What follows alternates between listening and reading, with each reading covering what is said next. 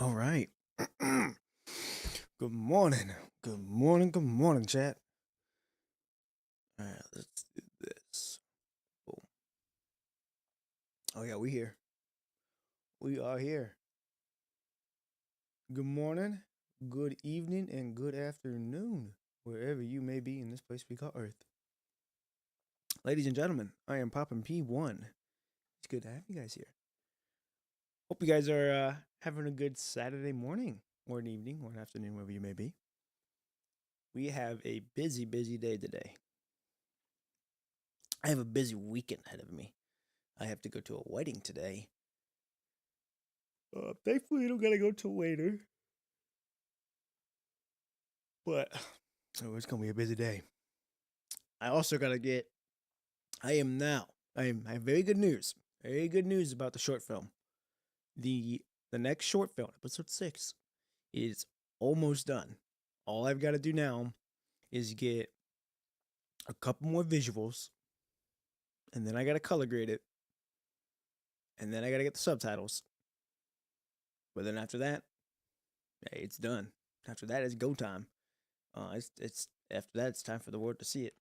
I'm pretty excited about it. It's now, I'm not gonna lie, it's gonna be a little bit longer than any video that I've made so far. So do bear in mind that it's the reason why it's gonna be a little bit longer than usual is because of what I have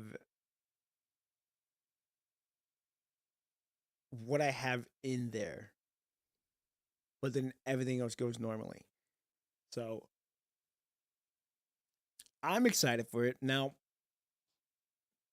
whether it goes well or not is yet to be seen. However, it don't matter. Even if it gets like not even like if it doesn't hit the 10-digit views, that's fine. Like, you know what? That don't To me it's more of I'm just glad that I got it done. I'm glad that I'm kind of steering the ship in my own direction rather than just following the normal path of what someone else does. I'm steering the ship in a direction that I think will help my channel. And I've got really, really good plans in the future. And this is kind of like setting it up in a sense. It's setting it up for me to be able to make transitions really smooth in a sense. But I'm not gonna say anything else. Like I've got everything. I'm still writing everything down in my book for where I see this going. So just bear in mind with that. Just bear in mind that this is gonna be a little bit longer a little bit longer short film video that's coming out. Uh, I should have it uploaded. Oh, excuse me. I should have it done by Sunday. I should have it done by Sunday. If I can get it done today, I'll get it out by Sunday. So the goal is best case scenario, I get the video ready for upload on Sunday or on ready for upload Sunday. Worst case scenario, I don't get it done until Sunday night. It comes out Monday. All right. So either way, it's getting done. Like I'm almost done with it. But like I said, the short film's gonna be a little bit longer than usual. However, it sets things up for me to be able to do, like I said, videos in a smoother transition. And on top of that, it helps me with everything else that's going to be happening in the story that I have yet to be seen. So I'm very excited for that. It's going to be like I said, it's going to be one hell of a fucking journey. One hell of a journey that I've got playing with this. But yo, hey, Bang Faith. What is that? Wow, that's a crazy name. Let's go with Faith. Faith, hello, welcome, welcome, welcome. And who was that? Who was that? Todd, Curse Todd. What's going on? Uh, hello, hello, hello, welcome. I'm actually getting ready to start or finish floating record for PGR. I'm just telling everyone that my next short film is coming out. My next short film is getting ready to come out for PGR. If you don't know me, I make short film videos for PGR. I just recently made that transition. I think I'm still going to do.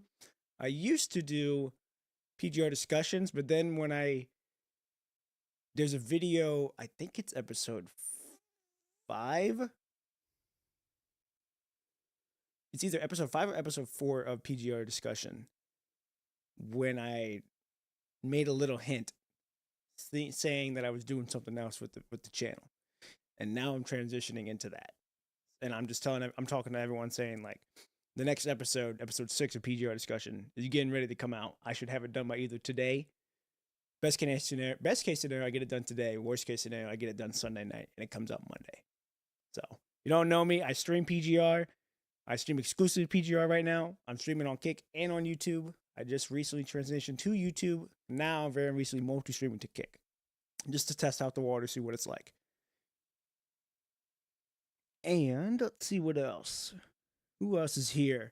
Iwan Shaya. Hello, Indonesia. Woo, we're getting everybody from a little bit of everywhere. That's awesome. This is awesome to see.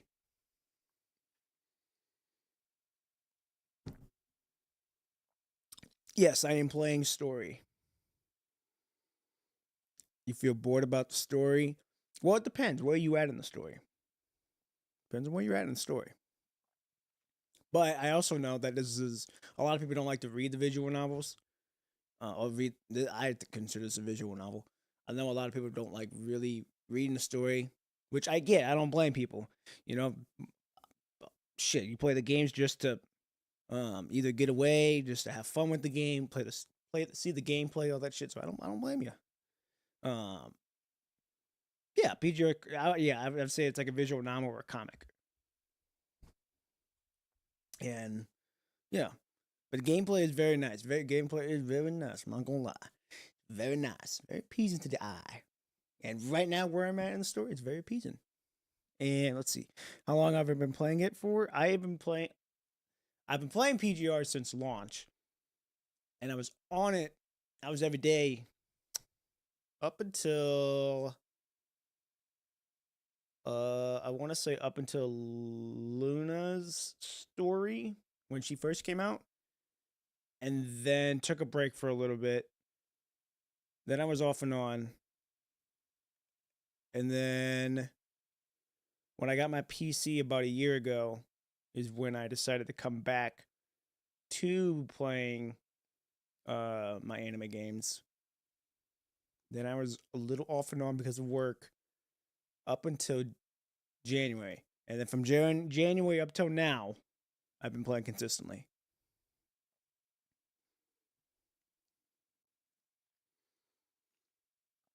Yeah, I know. I was going to say a lot of people are waiting for the collab.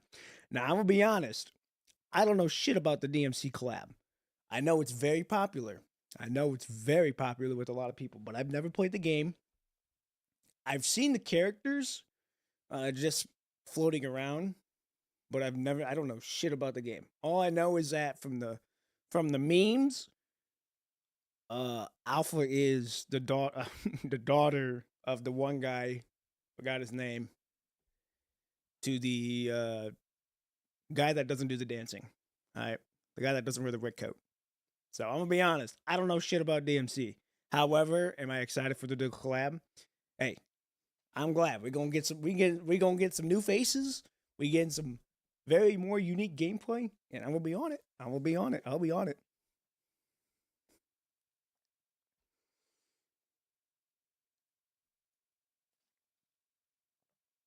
Yes, me too. Oh, hey, I don't know stuff, but hey, new content is new content.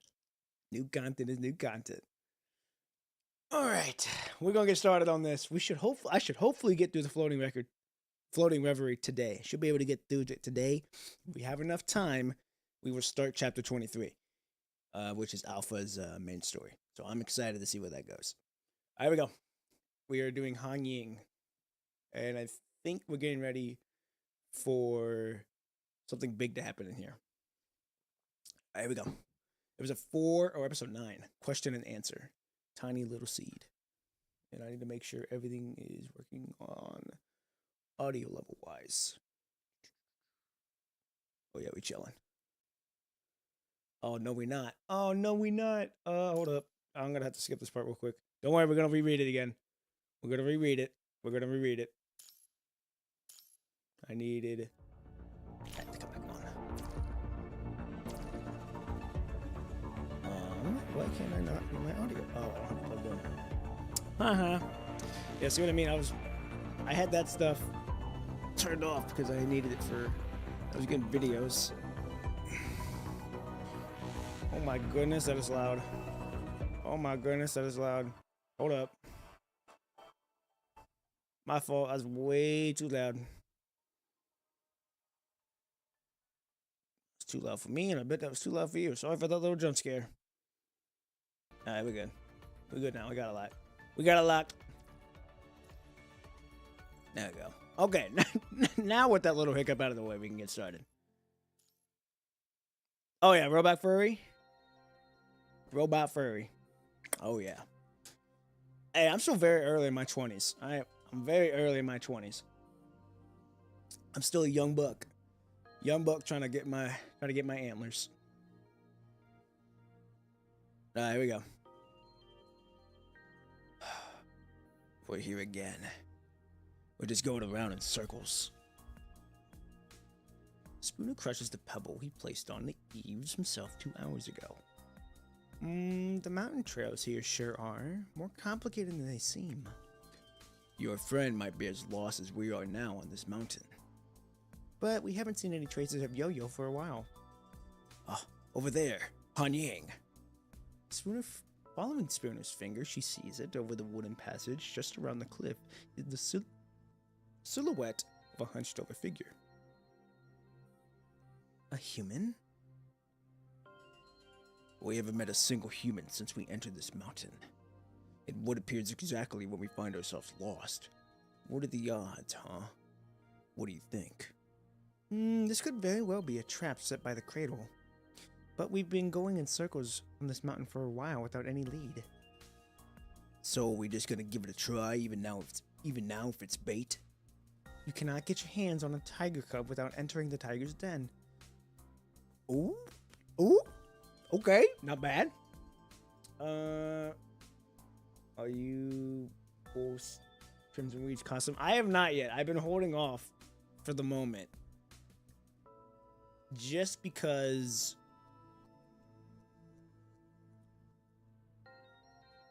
okay, if I have 2 reasons why if I'm gonna pull, and this is on anything, like any game, if I'm gonna pull, it's gonna be 2 reasons. Am I gonna be financially stable? And will it make me happy? If one of those 2 do not align, I don't pull. And right now, one of them is not working, so I'm not pulling. And just because it's more of like, it's nice. It would be nice to have, but I don't really need it at the moment. Now, Luna's skin, not gonna lie, I might pull for that. And I also might pull for Crimson Reef. I don't know yet. Time will tell. I still got what? I think I've got like 9 days left to pull on it, so got plenty of time. And thank you. I've been really working on making the story more immersive, make it more engaging, make it more fun. However, since there's a lot of girls in this game, it takes a toll on my voice because I have to be more higher pitch. But it's fine. It trains my voice, my vocals. Here we go. I don't quite understand that Cow Long saying, but alright. I'll leave that talking to you then. I still find it difficult to interact with humans. Yeah, I don't blame you, Spooner. Yet in the midst of the discussion, the hunchback old man walked straight past Spooner and Han Ying as if he cannot see them. Sir? Oh, my apologies.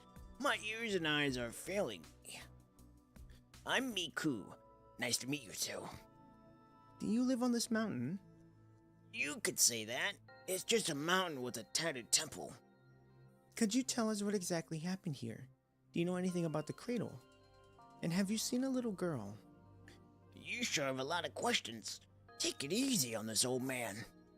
The old man brushes off some dirt on a rock nearby and leans against it. We're still a distance away from the top of the mountain. It wouldn't hurt to take a break here. Spooner grows alarmed hearing the old man's words. Wait, how did you know we were heading to the peak? I don't suppose my guess was wrong, though? That's where people go when they visit the mountain, and it's been that way since only heavens know. You have no reason to believe me, but I'll answer whatever questions you might have. Well, here you go, Han Yang. I'll be hanging around for recon. Hit me up if you ever need anything. And people from Kowloon sure have an interesting way with words. Casting a look at Han Yang, Spooner steps over into the other side of the passage. Han Yang, that's a great name indeed. Now then, let's see. What happened here up on the mountain exactly? We haven't run into anyone, but Run into anyone but you the entire way coming up. I'm just hey, I appreciate the subscribe word. I appreciate that. Every subscriber I don't take for granted, and being able to do this for you guys is something I'm very blessed to be able to do. Very, very blessed. I'm very grateful. So thank you. Oh, okay, you doing security? Hey, you stay safe on that security.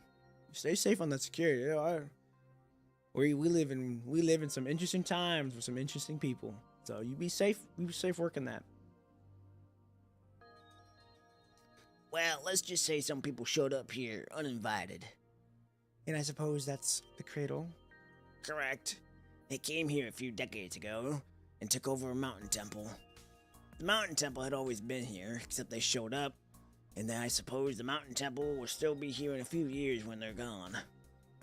You seem quite familiar with them. Well, I've learned a few things over the years as a janitor. And what I just told you, I learned from the people. Is there anyone else here? Nope, all long gone. I was just wondering if you ever seen a kid here, about 15 or to 16 years old, wearing a white cape. I don't think that's someone I describe as a kid. And I suppose you've seen her then? I saw her a while back when she passed by in a rush leading a group of people. Looking like a boss carrying a giant axe and all. Pretty sure that was her. Says Miku as he points to the passage just behind the cliff.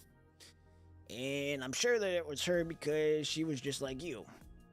Like me? Right. In that you're both trapped in the dark and throwing yourselves at fire. People are after the delusional wishes that Cradle created, and the girl is after the delusional consequences the Cradle left in its wake. Oh, hey, you good? Don't be sorry about the English being bad. Don't be sorry about that. You all good. Don't you worry about it. Don't you worry about it. You're all good. And you're no different. But I didn't come seeking any delusion, though.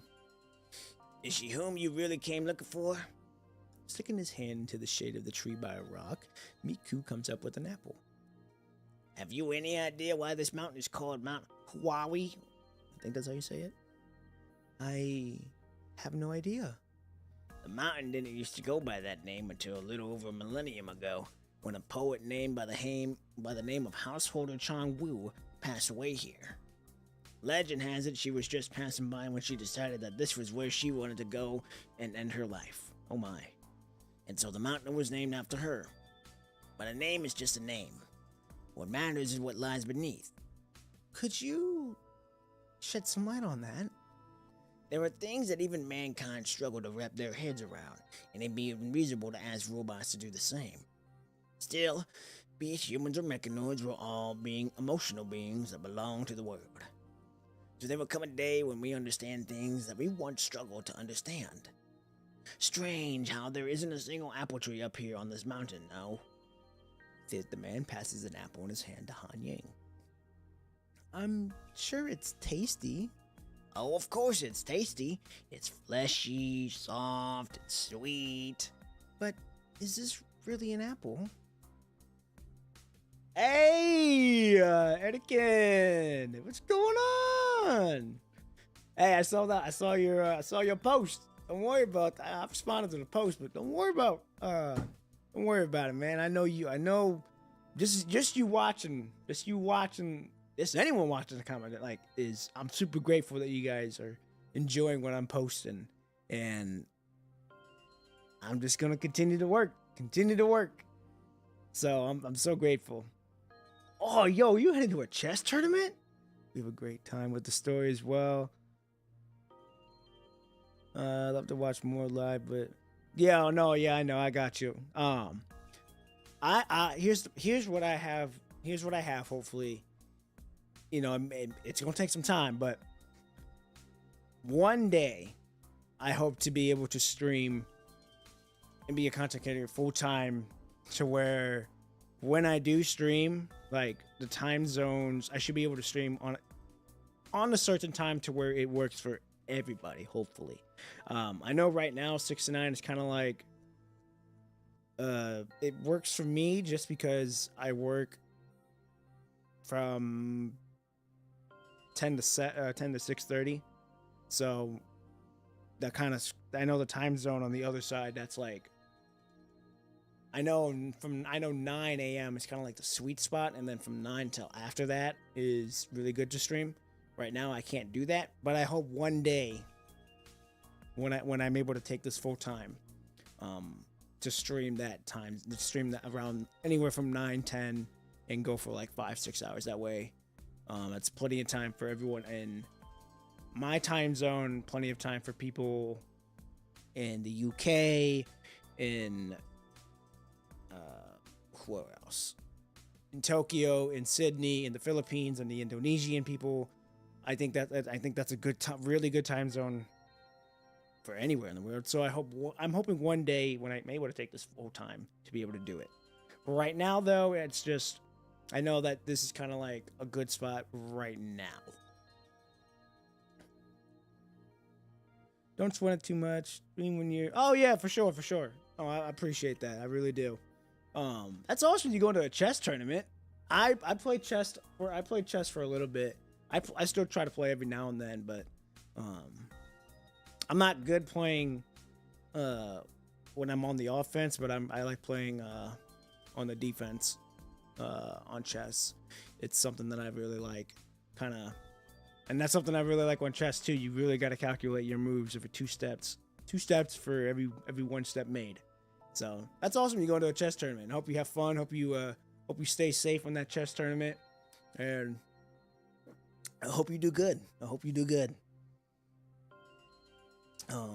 Yo, we're at 9 people. Holy shit, 5? Yo, this is awesome. Hello, everyone.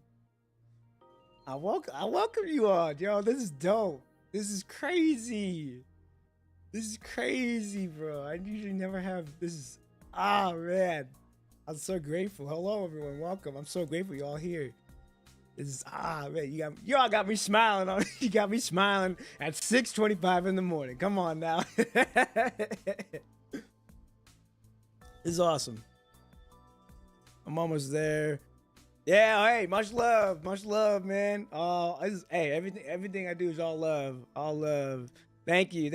Hope you have time. We have a great time with your chess stream. Ultra PC, what's going on? It was on me. Hey, did you raid me? Is that what it was? Is that what it was? It was a raid? If it was a raid, hey, I welcome everyone. With open arms. All right, I'm just a young buck trying to grow my antlers in this place. That's all.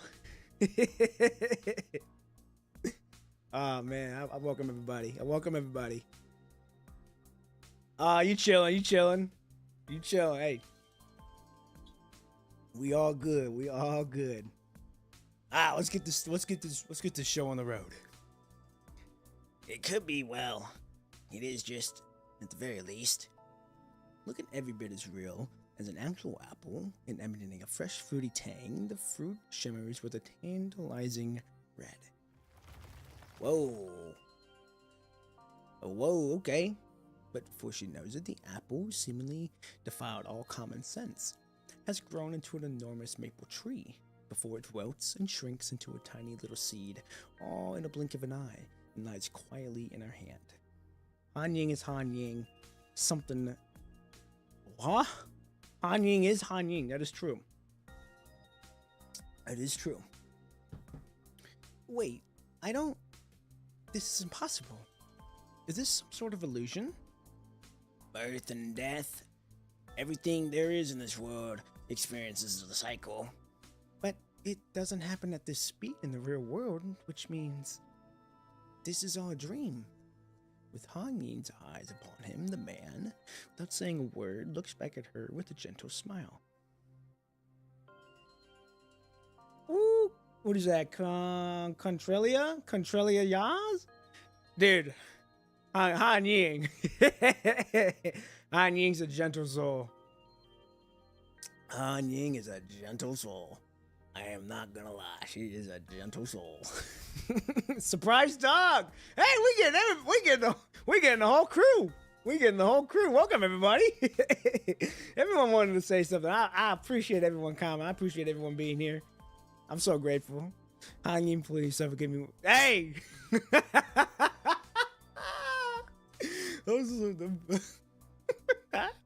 Oh man, she is a wonderful lady. She is a wonderful lady. Oh man. Hey, she's a gentle person. She's a very gentle person. I cannot wait until we actually meet her. I can't wait till we actually meet her. I hope we do. Hey, Val is teching in. Welcome. Hope you enjoying the stream. Hope you all enjoying the stream. We're just getting started. On this. Well, I'm hoping to beat the floating record today. And for those who do not know me, and for those who are new here, I make PGR content. I stream PGR. I have a short film coming out. Hopefully by Sunday. Worst case scenario gets up by Monday. But I'm hoping to have it out. Hoping to have this out by Monday. So I do short films on PGR. And I stream PGR. And I make content on PGR. So that's just for people who are new here, who do not know me. That's what I do. This young bug growing his antlers. All right, here we go. Wait, is it because of the cradle? That would be correct. And I take it that the same happened to Yo-Yo too? She passed by here 3 days ago, taking the path right up ahead. Without getting lost? They seemed very interested in her, so they drew her toward the peak with a very straightforward path. They, as in the cradle? The man shakes his head, not answering Han Ying's question. Well, is there any way I can find her and leave this place then? That's where people go when they visit the mountain, and it's been that way since only heaven knows when. Past the peak, you'll find the answers. You need only the questions you have. Can I help you with anything else? What are you going to do? Me? Well, what exactly do you think this old man is gonna do? Surprise dog! Media literacy? Hey! Alright,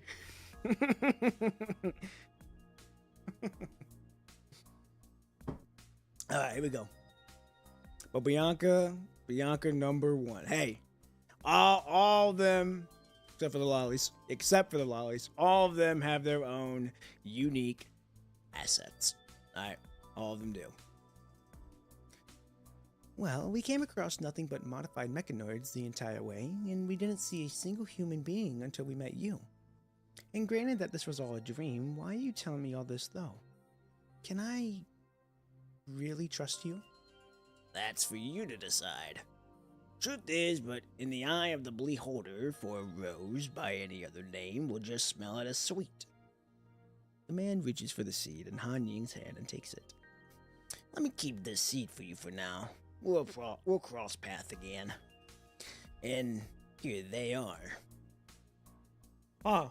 So basically, to me, it sounds like they fucking uh, in a dream of an illusions by the cradle, I guess. The old man's body begins to digitalize. Han Ying.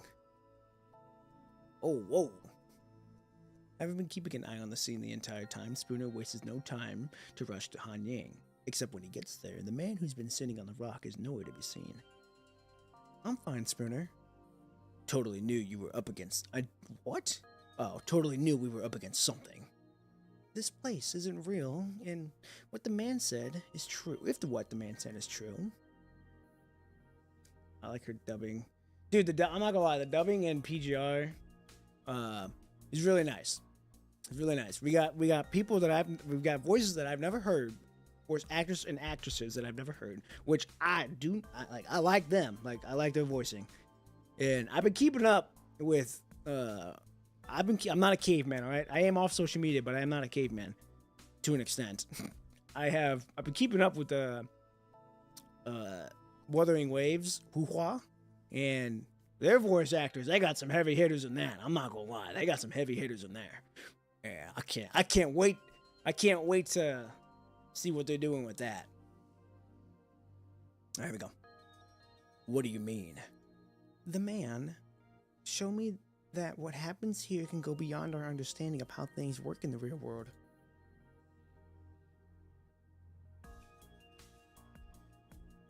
Kurt, yo, bro, I'm back. Hey, you good? Hey, you good?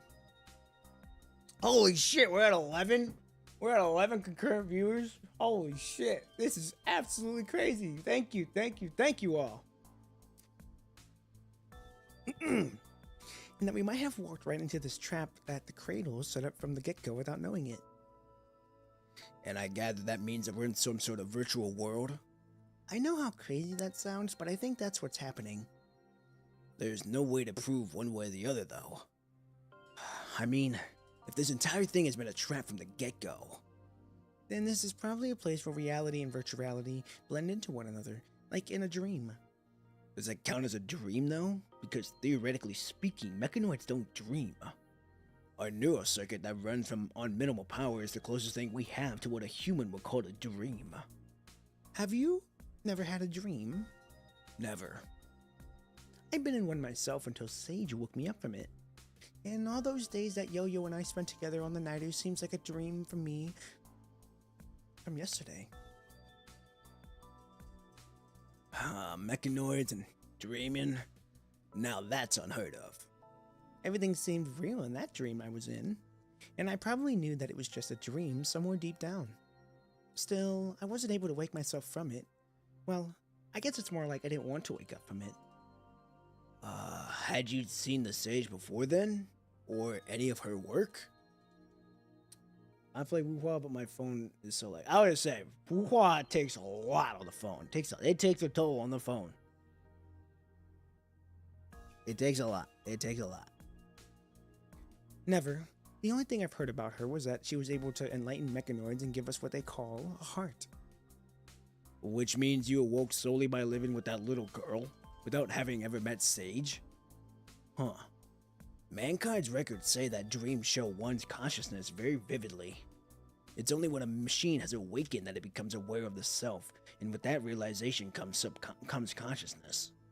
And that consciousness, in other words, is the heart. So that is the heart? You're the first one I came across at the church that describes their consciousness as dreams. And that is something we've only heard a handful of times, even from the Sage herself. Spooner's words seem to be pointing at the only one thing now. And if you truly had awakened by that point, then that's what you had, a heart. That's what Cervantes said to me too, back at the church.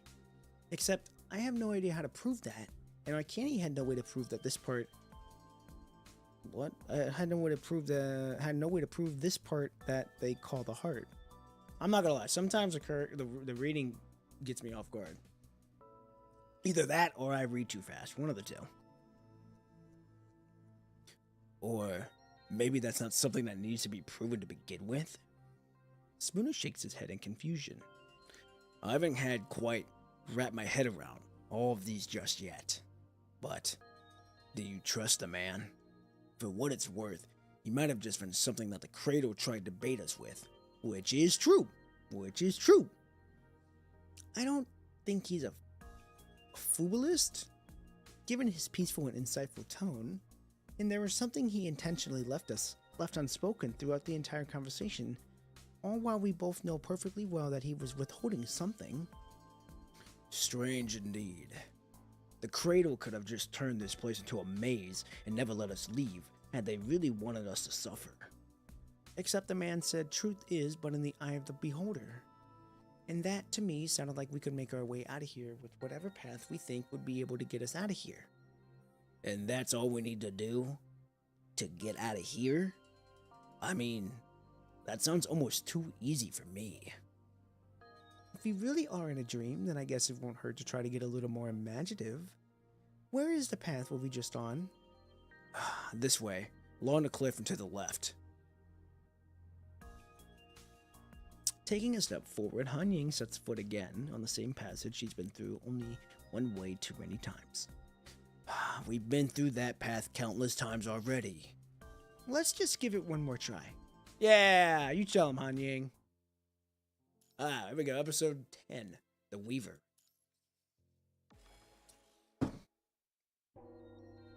The sound of the bell continues to linger in the mountain valleys. The previous faint and muffled chimes are now becoming distinct, possibly because the two have passed the halfway point of the mountain. This is the fourth time. The sky begins to darken, the vegetation thriving at the foothills gradually turns from a lush green to a subtle gray yellow as they ascend. After breaking out of the loop passage near the mountain's midpoint, Han Ying sees a brand new path continue to appear ahead of herself, leading the two into a landscape painted in autumnal hues of yellow and red. Along the new pathways, endless streams of mechanoids also appear out of nowhere to hinder the travelers. The bell is probably a sound signal that someone is using to control these mechanoids. Enveloping what is it? Who's that? Shen Wen? Or yeah. Oh no, Sanuwen? I think that's how you say it. Sanuwen? Yo, what's going on? Welcome. Hope you enjoying the stream. If you just joined, yeah, I'm a PGR player. I stream PGR. I make videos on PGR. I do shorts on PGR right now. So, if you click on my channel, you're just gonna see PGR stuff. And I got a short coming. I got a video coming out here pretty soon. So, welcome. I am a young buck, just navigating this place. So I'm happy to have you here. Happy to have everybody here. Just call me Snev. Oh, Snoo. Wait, Snev. Are you good? I'll probably say Snev then. I'll probably say Snev. I know I probably butchered the name. I know I probably butchered a couple names. That's on me. All right, here we go. Enveloping the wooden passage are clouds of snow-white mist. 1,000-tree woodlands stand yet ahead, yet all are withered and rotting. Funny how fighting in a virtual world can actually tire you out, huh? Do you need to rest? I'm fine, but we've been coming a few hundred meters up since we left that place we hadn't been able to get out of, no? God only knows how much longer it's gonna take before we reach the peak. According to the info we received when we left, this mountain is a 2,000er? Which means we've only come halfway. Yes, but it's about only a half a day since we got here. Han Ying has been on the edge since they ran into the man. They are interested in her. Why did the Cradle try to bait Yo-Yo into coming here? From within her memory chip, her past pains her. Because it was that fateful day years ago that the Cradle threatened Yo-Yo into carrying out that contemplable mission. Oh yeah, they wanted to do something with it. They wanted her to kill. I think they wanted her to do assassination on something. And that's what cost Yo-Yo her memory. Along with her rights as a human being, turning her into a construct. That's right. This is going nowhere. No, Han Yang, there isn't. Around you. Look out! Oh, well, there he goes. Spooner's body gradually dwindles as it disintegrates into the lines of data, leaving the sound of a few fragmented words. Spooner! Han Yang tries to no avail to get a hold of the disappearing Spooner. And with it, she sees that her hand is disappearing into the setting sun, too. This is sure going nowhere. Which is why I'm here to give you a boost. Now, you only have yourselves to count on to find the answer to your question. Oh, is that the old man? Oops. Okay, here we go. Get some fighting. Man! I will never get that beginning stance never gets old. Never does. Hey. The fuck? There we go. Oh? Hold on, this is new. Oh! It's Puel.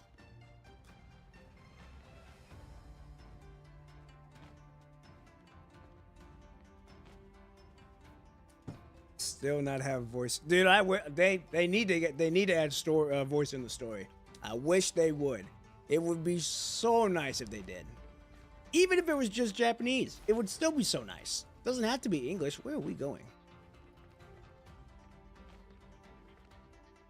Like, it doesn't have to be English, or like, even if it's Japanese or in their native language, like, I would be okay with it. It would make it more interesting. But for now, we gotta settle with this. Yeah, 28 gigabytes for physics. Hey! It's not bad, though. It's not bad. Alright, we're gonna follow the flower. Wonder where this flower is gonna take us. I gotta say, too, they really have upped the cutscenes and, like, the transitions that's been happening already. So it's very nice to see them kind of, like, taking the story a little bit more seriously with how everything's happening. Okay. And the music in this game, too, go crazy. Oh, finally we get the fight. Come on.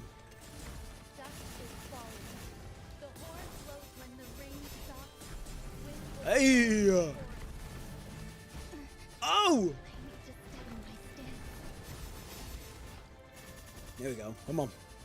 And the music, dog, the music here is crazy. 7, 5 here.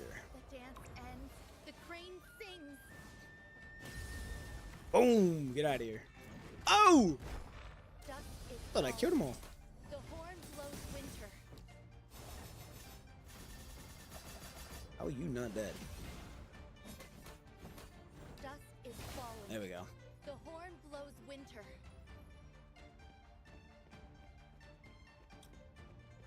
So we're looking at two perspectives here. I'm guessing we're looking at two perspectives here. Either that or we're looking at, like, where we're following Puel's footsteps. From the looks of it.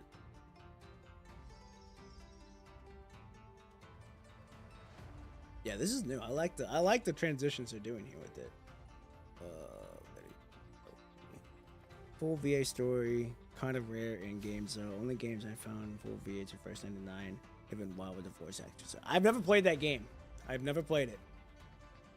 I think the only games that I know have a full voiceover, which is I know Honkai Impact 3rd very recently. I won't say recently, but they have their story is full voice acting.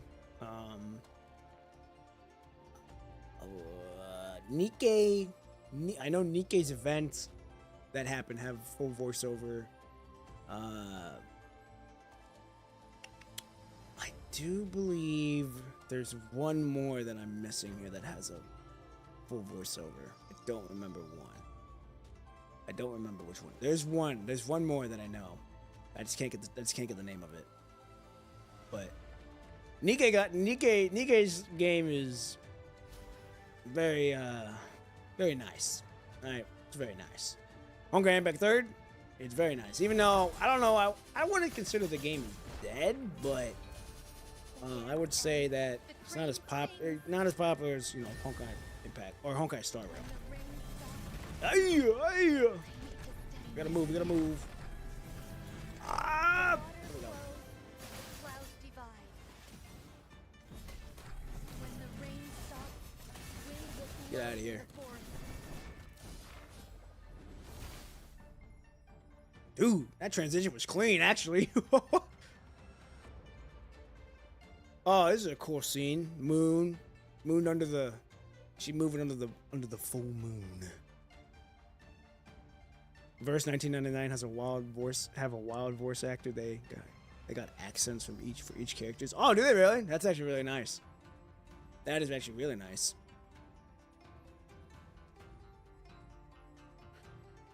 First story of Honkai. Oh, the main story of Honkai Impact Third. I haven't finished it yet, but just from everything so far, from what I've been up to reading, is absolutely crazy. Oh! I need to steady my What did we just get hit by? Oh shit! Hey! The water I'm right here. I ain't going nowhere. ends. The crane sings. I don't got spooked. Bah! Get out of here. When the rain stops, wind will blow through the forest. Impact kind of died off, kind of died down because the story had ended. Yeah, once I heard like I heard that the main story ended and they're doing like a part 2 to it. I've heard that it's just kind of been downhill, which is unfortunate because that was Honkai Impact 3 was like the very first game that got me in anime games, so it holds a special place in my heart. And then when PGR got released, I switched over. I used to play Arknights too. Arknights got a crazy story. I'm excited for Arknights Enfield. I'm very curious to see how that's gonna go.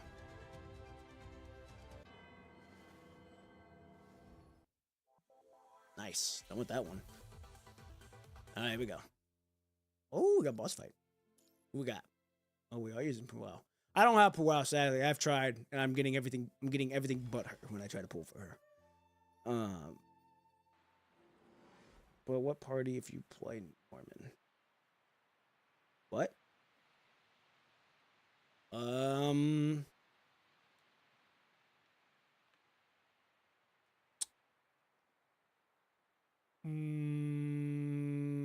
Start from the beginning.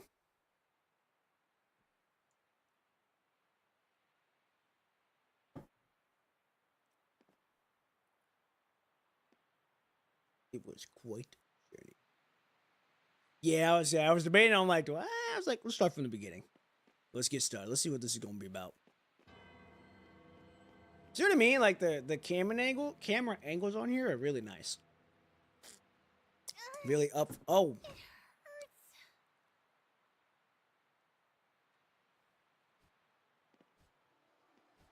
Oh. Interesting.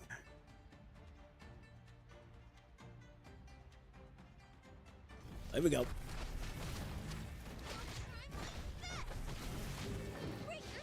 Wah!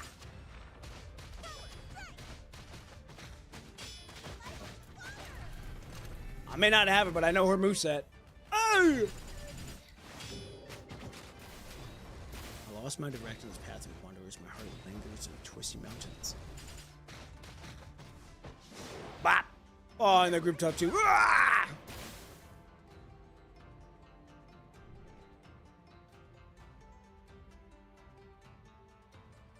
What's with this outfit? Ooh, different camera angle too. Crazy. Bop!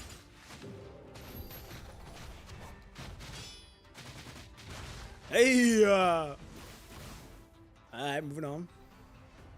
Oh, never mind. Can't move on. Where am I going? Oh, you're not even dead. That's alright. Come on. Bop, bop, bop, bop. Hey! Alright. How are you not dead? Hold on, what is happening here? Who's not dead? Oh, I got more. I'm like, what is happening? Bop.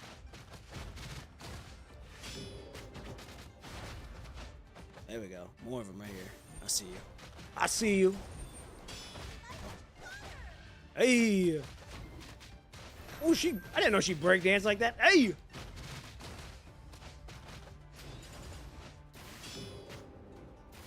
Oh my, how many is there? This is a lot.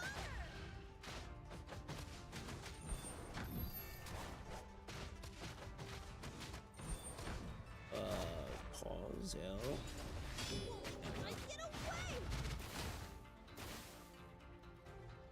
Oh, okay, we grappling.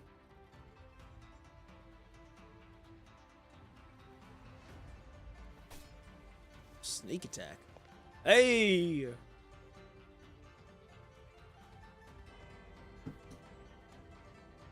She is like Fu Hua, for real. She does remind me of Fu Hua a lot. Oh!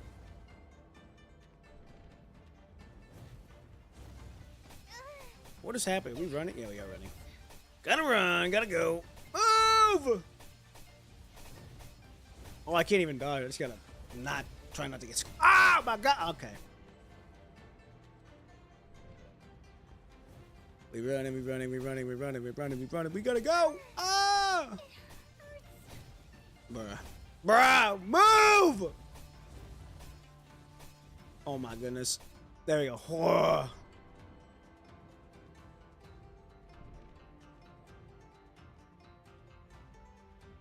Bro, she's just getting jumped one after another.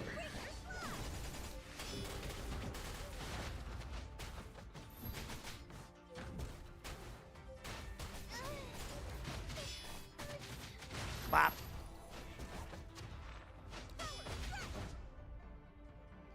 Now we can go up. Nice.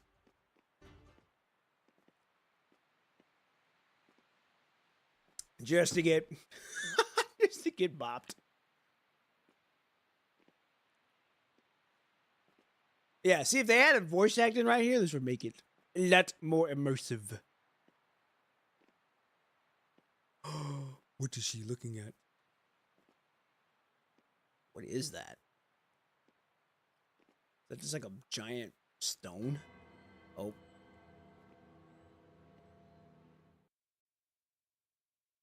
Okay then. Pinky swear. Is that Hanyi? Yeah, is Hanyi talking? I'm assuming she's talking. Pinky swear, Hanying. Oh wait. This is a narrator. My fault. Hanying and Yo-Yo swear. Promise made. A promise kept. A promise of 100 years.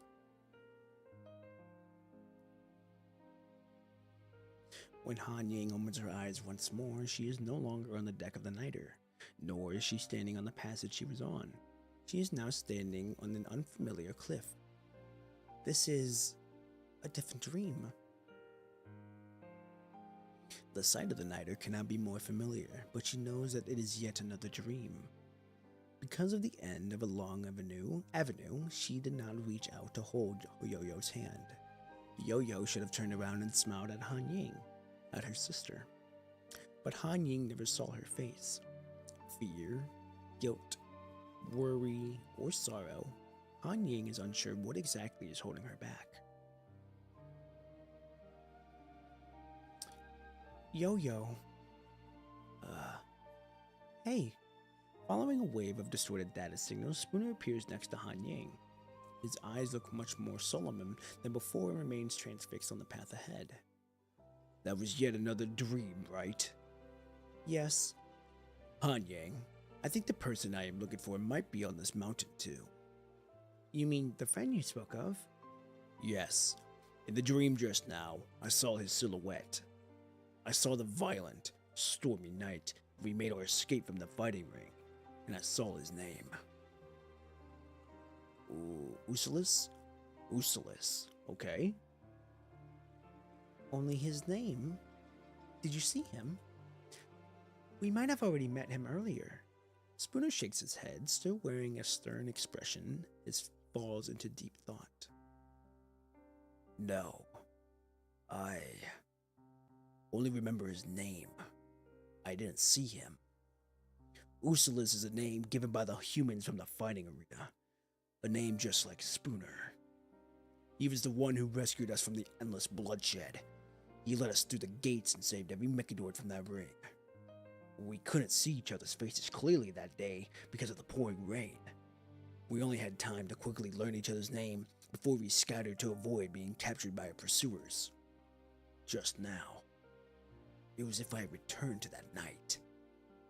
Well, I felt like I traveled back to the Nighter from the past too. I saw things that might have to do with Yo-Yo, but I didn't see Yo-Yo herself. Your voice is like Deathcore's vocals. I'm not gonna lie, I don't know who Deathcore is. Is that like a rock band?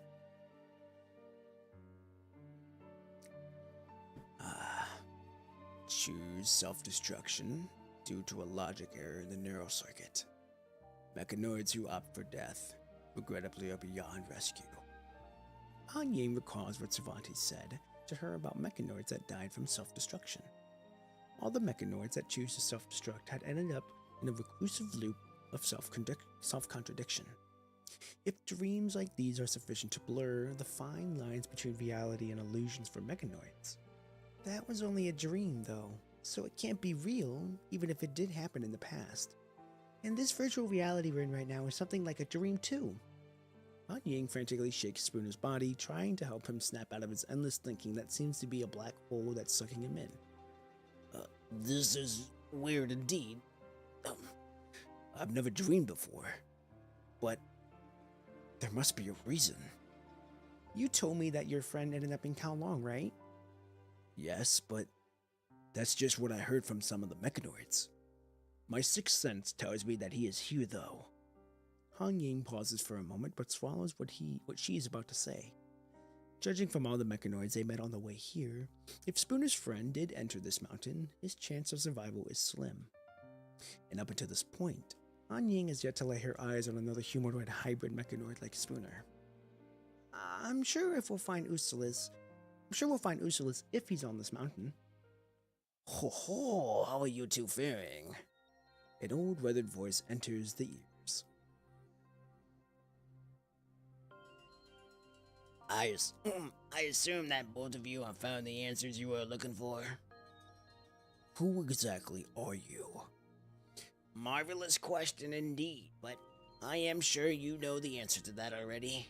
I'm in the dream just now. Sometimes my answer doesn't matter as much as the question you raise. Might be agonizing to have to question with no answer, but having an answer without a question is to have nothing but a void. Did you make us enter those dreams? That's one way to see it.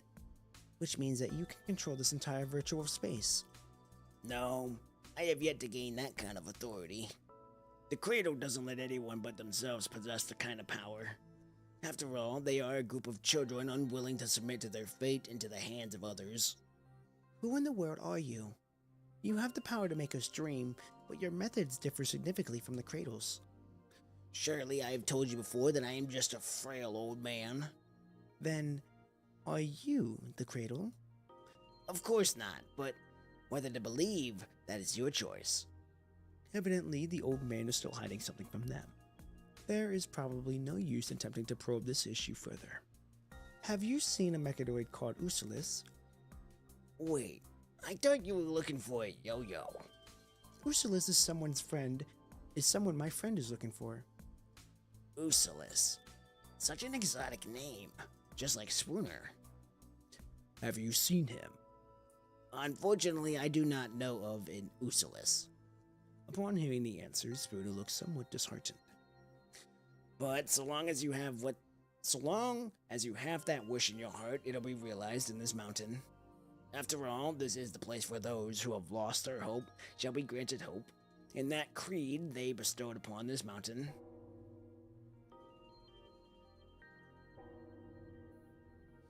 I prepared to go home. I can see you streaming again later. Oh, you good? You all good? Hey, you be safe getting to your place. Be safe getting to your place. I appreciate you staying for the stream. I really do. And I'm sure you'll see me again in the future. All good. Is this fighting never coming to a stop? Upon hearing the chime, the two visitors instinctively ready themselves for battle. However, with the wave of his arm, the old man signals for them to relax. Oh, it's him. Over there. Let's follow it. Mechanoid stands silently on the passage ahead. Another mechanoid, huh? Oh, had enough of me talking? That's fine. Go ahead and follow it. They are waiting. Is the cradle just up ahead? They certainly are not the cradle. The old man digs out a tiny seed from his pocket and places it in Han Ying's hand. You can have this from here on out. A seed? Yes, I believe that it will come in handy to you at some point down the road. Come and jeez. I'm just an old man enjoying this conversation. What's all the rush? The old man giggles to himself as he's replying to the chimes of the bell. Let's head out now. Final leg of the journey may be the most grueling yet. But promise me to be kind to whatever you encounter ahead, whether it's the truth or deception. It's raining here. Oh, hey, it's alright. It's been raining here for the past, like, we're going on to day 3 now. So, you all good. Hey, you all good. You be safe getting home. Alright, after this episode, I'm gonna get me a water. We are now on episode 12. Yes, episode 12. Life and Death. Let's do it.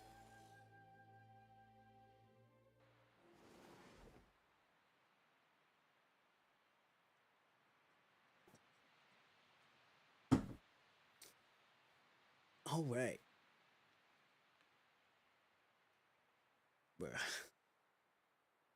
All right, here we go.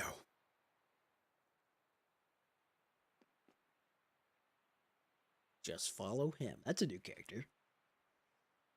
Looks like Zenyatta on Zenyatta without, like, floating. He's buff. This is the buff Zenyatta. Oh, okay. Oh, there he goes. He just poofed away. Falling from here would be tragic. Yes, this would be tragic. Oh, yo.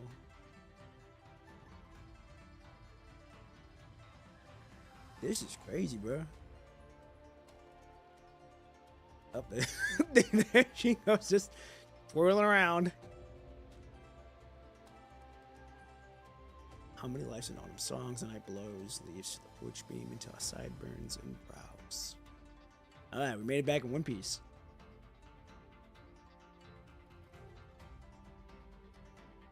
This is very interesting.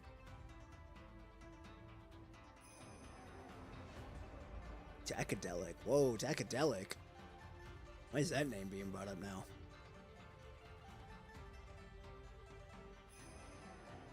My tongue to the top. Hunting back. Looks like a Sophia. Dude. Her in general, she looks soft. Jealous, I was wrong. So we're still following in Pual's footsteps. Like, she was here, but she had to deal like the brunt of the force. Of all of it. Which is interesting.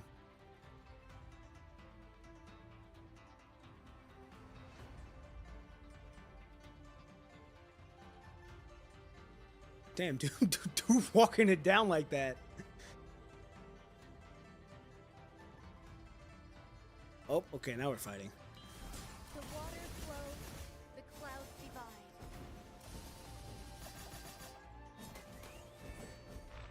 When the rain stops, wind will blow, the water flows, the clouds divide. Bop, bop, bop. Ugh, get out of here. The water flows. Hey, slow-mo? Woo, yo. Nice. That was actually pretty dope. Oh, I fucking fucked up the overall. The crane sings. Dude, what is this? Absolutely fucking wild with the slow-mo. Oh! I didn't dodge in time. Steady my stance.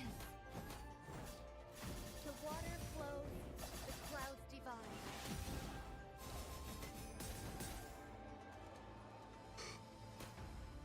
I really like the slow-mo. That's a nice little detail. Okay, now I got you. Dusk is falling. The horn blows winter. Dude, yeah, I'm just saying, she posing. She knows she being watched.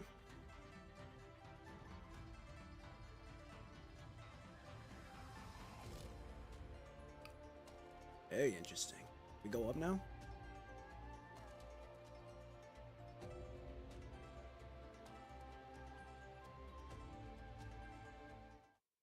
Oh, that's it. Okay. Just below the wooden deck along the rock face is a clutter of murky clouds. The setting sun dips into the mountain. A mere blink, and it will vanish.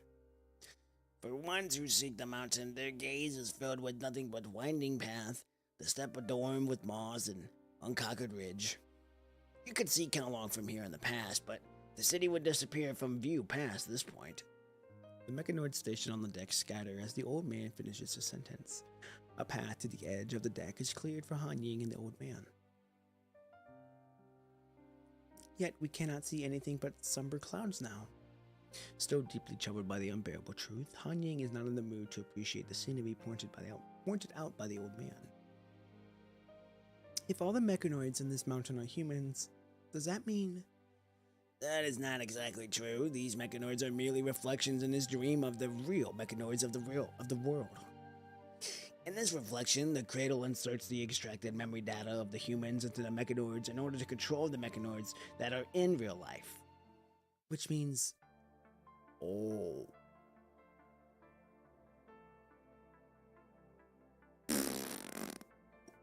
Oh...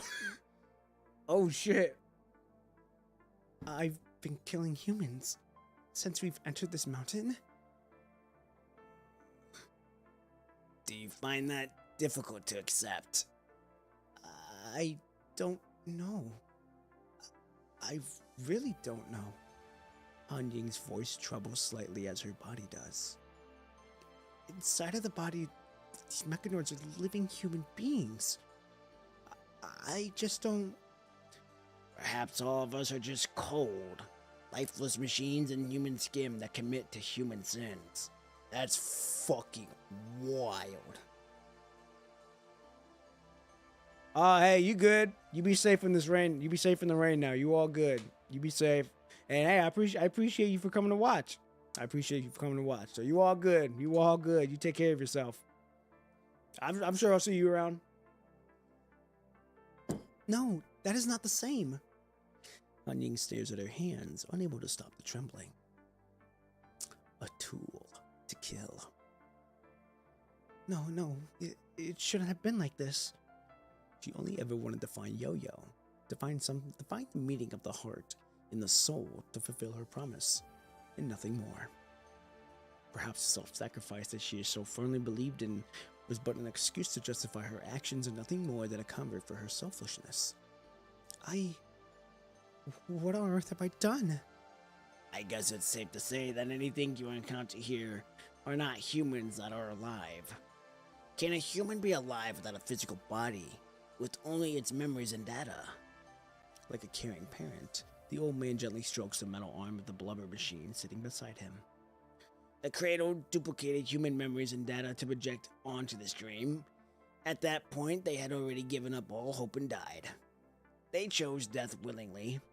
It was not for the sake of others, in fact, they were grateful to you. Why? Just because all they had are their thoughts and their spirits doesn't make them any less human, though. But we did free them. Their hearts, their memories, their wishes and pain. I heard them all. I was there to see them dissipate like machines falling apart, crumbling to pieces. The old man hunched over with difficulty to pick up the rusted and jagged long sword. The sword seems too heavy for the old man. He can barely lift it over to give to Han Ying. Didn't you already hear his wish? Not everyone can bear the weight of life. Humans have the right to choose to live in the past, just as they have the right to choose to die because of the past. Instilling them with hope is even more cruel. Han Ying clenches the sword that is all but fallen apart, trying to feel the warmth left behind by its owner.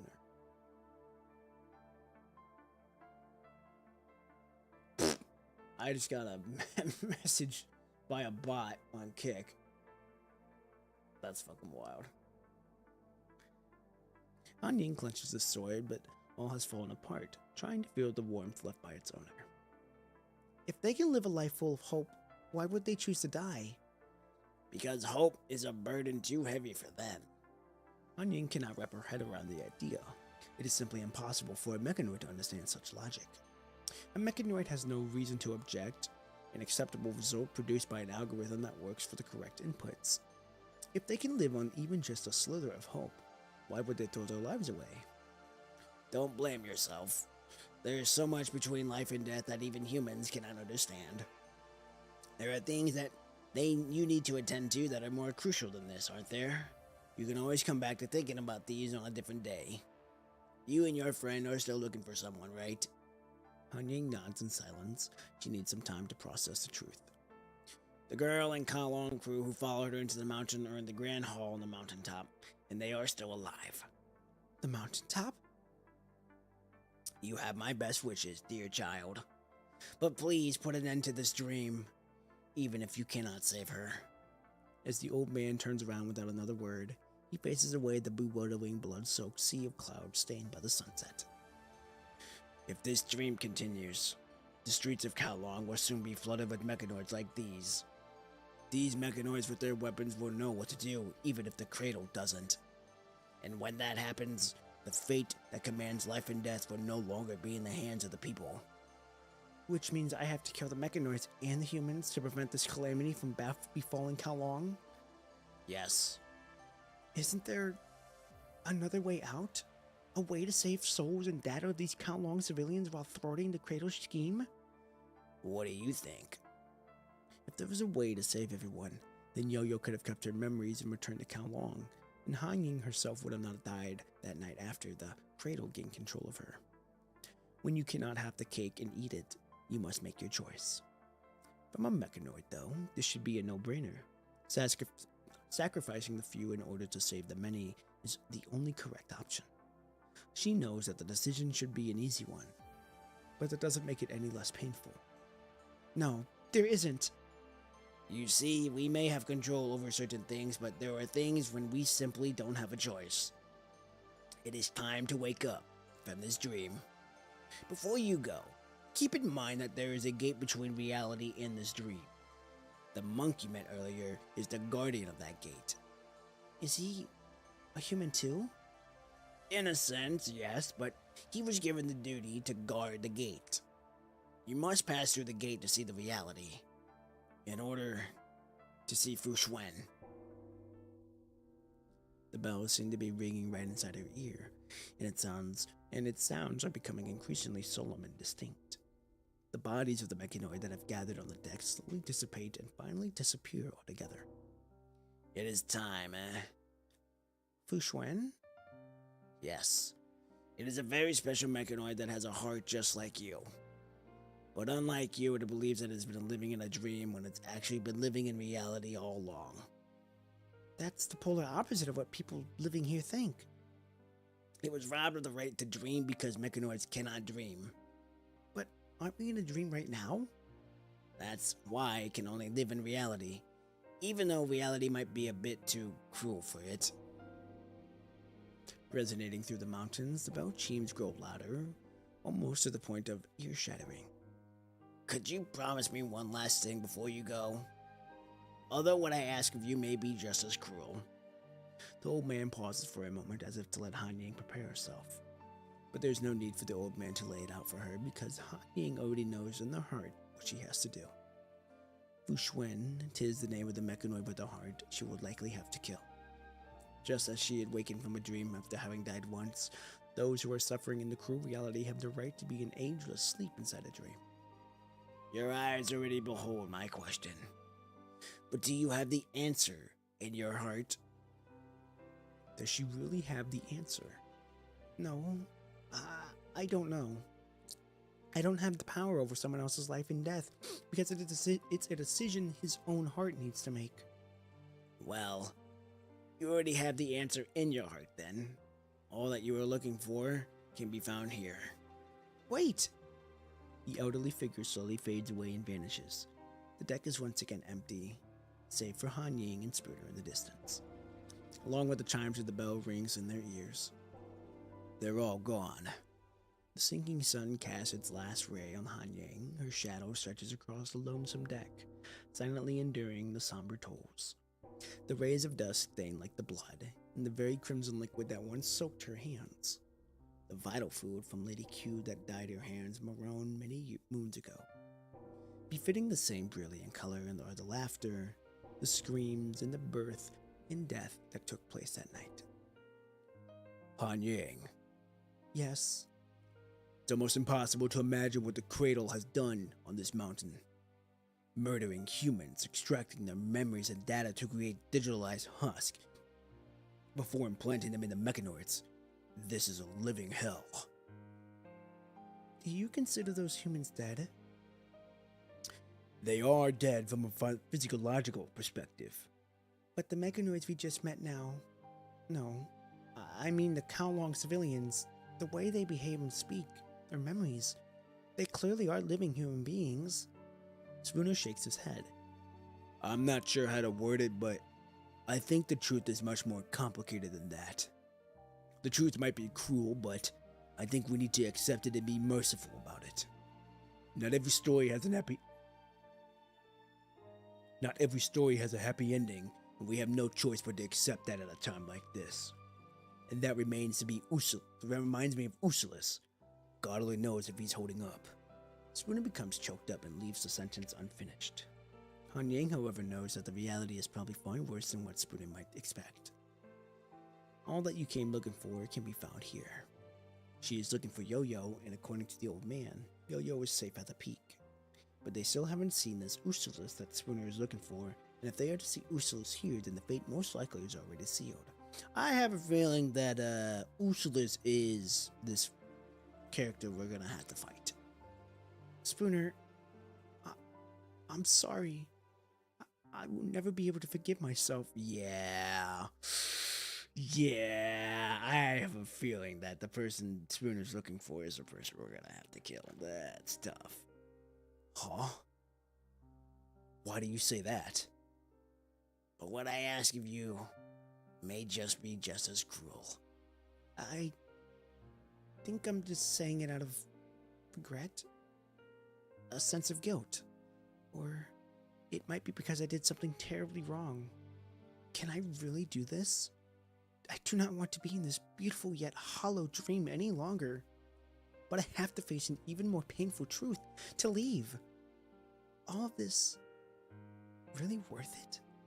Her fingertips instinctively move toward her neck once again, toward the enduring scar. Absolutely fuck. On that fateful night, she hurt Yo-Yo. She deceived Yo-Yo, and they turned into enemies. That's tough. But on that same night, she chose death in order to protect Yo-Yo. She was nothing more than an ordinary mechanoid, an ordinary dancer. She did not have the power to protect everyone. She could only selfishly keep her hope and safe in her hands. She hoped and prayed that Yo-Yo could live, that she would one day be able to make her own choices. I mean, she did. She died for hope. She held tightly onto that hope throughout the beautiful dream.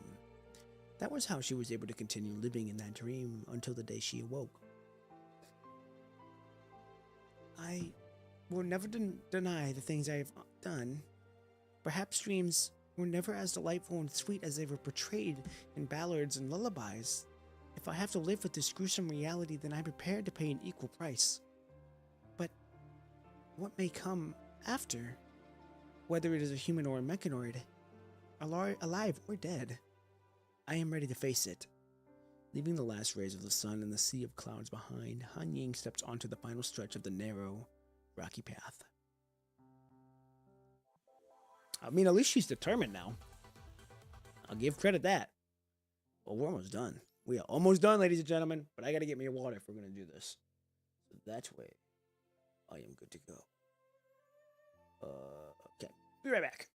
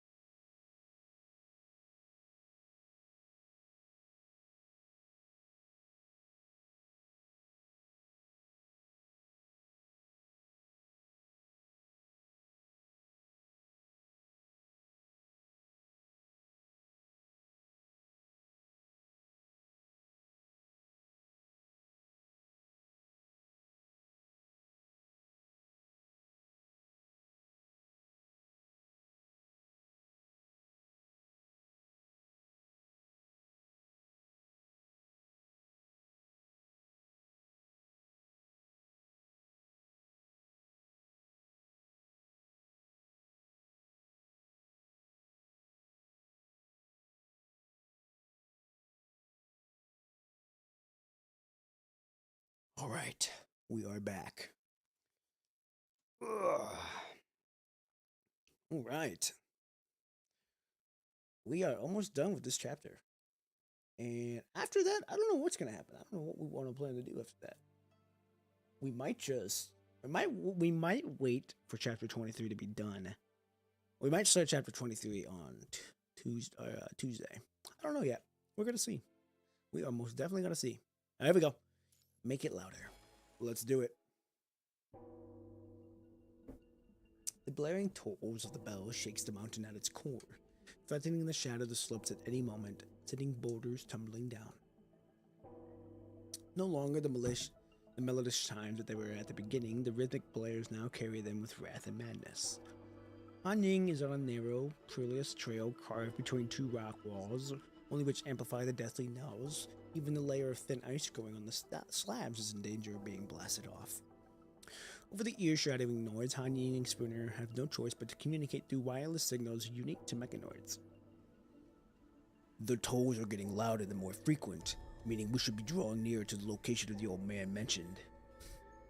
I think there is probably more to it.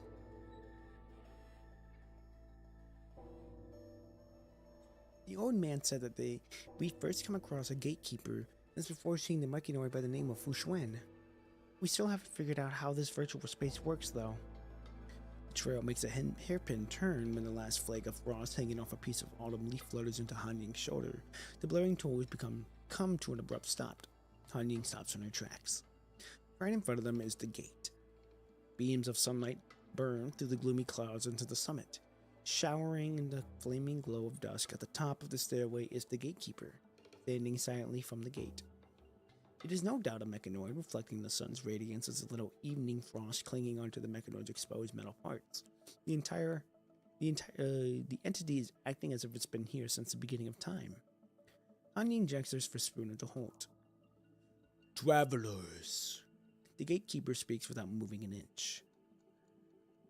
Han Ying. Spooner. How do you know our names? I was given the duty of guarding the gate, so I must know the names of who come across. We are here to rescue our friends. Please let us through. The bells and tolls were a warning. Are you controlled by the bell too? I am the gatekeeper. I only answer to the gate. I have to enter this gate. This is my duty as the gatekeeper. Whoa! Yo! She out here ready. Woo! That look of determination. The gatekeeper shows no sign of letting the trespassers through. I have to enter. Ooh, wait, what? Oh. I have to enter this gate. This is exactly what a traveler that came before the two of you have said to. They were looking for a way to leave this world too. Was it Yo-Yo? You mean Pual. She also goes by the name of Yo-Yo. Did Yo-Yo pass through here? Yes, she did. The tolls of the bells let them in. But I'm not the two of you. What if we insist? What if the gate doesn't lead you to where you want to go? What if it's just another dream? Would you still enter? All dreams must come to an end. You leave us with no choice but to fight our way through, if you refuse to let us pass. The gatekeeper falls silent. He stands there quietly, awaiting the challenge of those who attempt to pass. A moment of silence follows as both sides ready themselves for a grueling fight. Wait. Do you have the key? The key? The gatekeeper looks at Han Ying with a confused expression for a moment before nodding his head and moving out of the way. Looks like you have no clue. You can enter now. Please. What in the world is going on? There is a key for every lock. You have the key to this lock. A lock can only be opened by its key. A tiny speck of light suddenly appears on Han Ying. It is a tiny, dried, and remarkable seed glowing in a warm hue. Oh. The little seed the old man gave me is a key? Is this all you need to enter the gate? I am just the gatekeeper. Travelers must open the gate themselves. Onion climbs up the stairs hesitantly and stops in front of the gate with the tiny seed in her hand. Mountain mist surges through the gate, bathing everything in a dusty white. The view changes completely in the flick of a moment. The treacherous trail and the passage have disappeared. All that's left is this tightly sealed, lonesome gate in the crumbling half-wall. It might just be another dream beyond this gate. Now you have been warned. This is your last chance. You can still turn back and walk away from the gate. But if you open the gate, there will be things that we need to accept. We? It's a disgrace for a gatekeeper to let anyone pass through the gate. Once you open the gate, I will try to stop you from going forward and die. I would rather not fight you or kill you if I could. Guarding the gate is meaning of my existence, and nothing will change that. I am sure you know what you have to do. We all accept our fate, eventually. The mechanoid turns to face away from the gate and resumes its original upright stance. Onion grabs onto the rusty door and knockers and pushes open the gate without hesitation. Oh yeah. Alright, here we go. Oh my.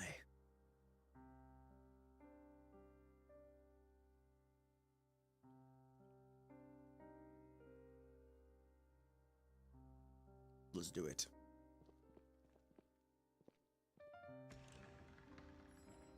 Yeah, this is most definitely new. I really like this. The animations that they're doing with this. Really nice touch. Really nice touch. I need to check something quick. Oh, I can't even do it.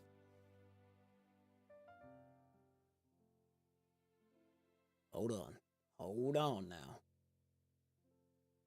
I need to figure out my... I can't even do that. That's alright. That's alright. There we go. Let's do it. I'm guessing that's the gate guy that we have to, Oh, wait! I saw Pooh out of the corner. Damn, we just got drop kicked. We took it like a champ, though.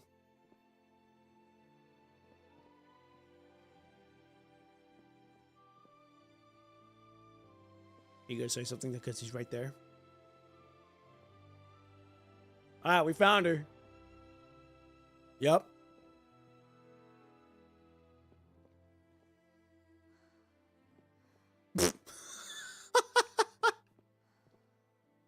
Well, she's slumped. I always do it. Let's beat this guy.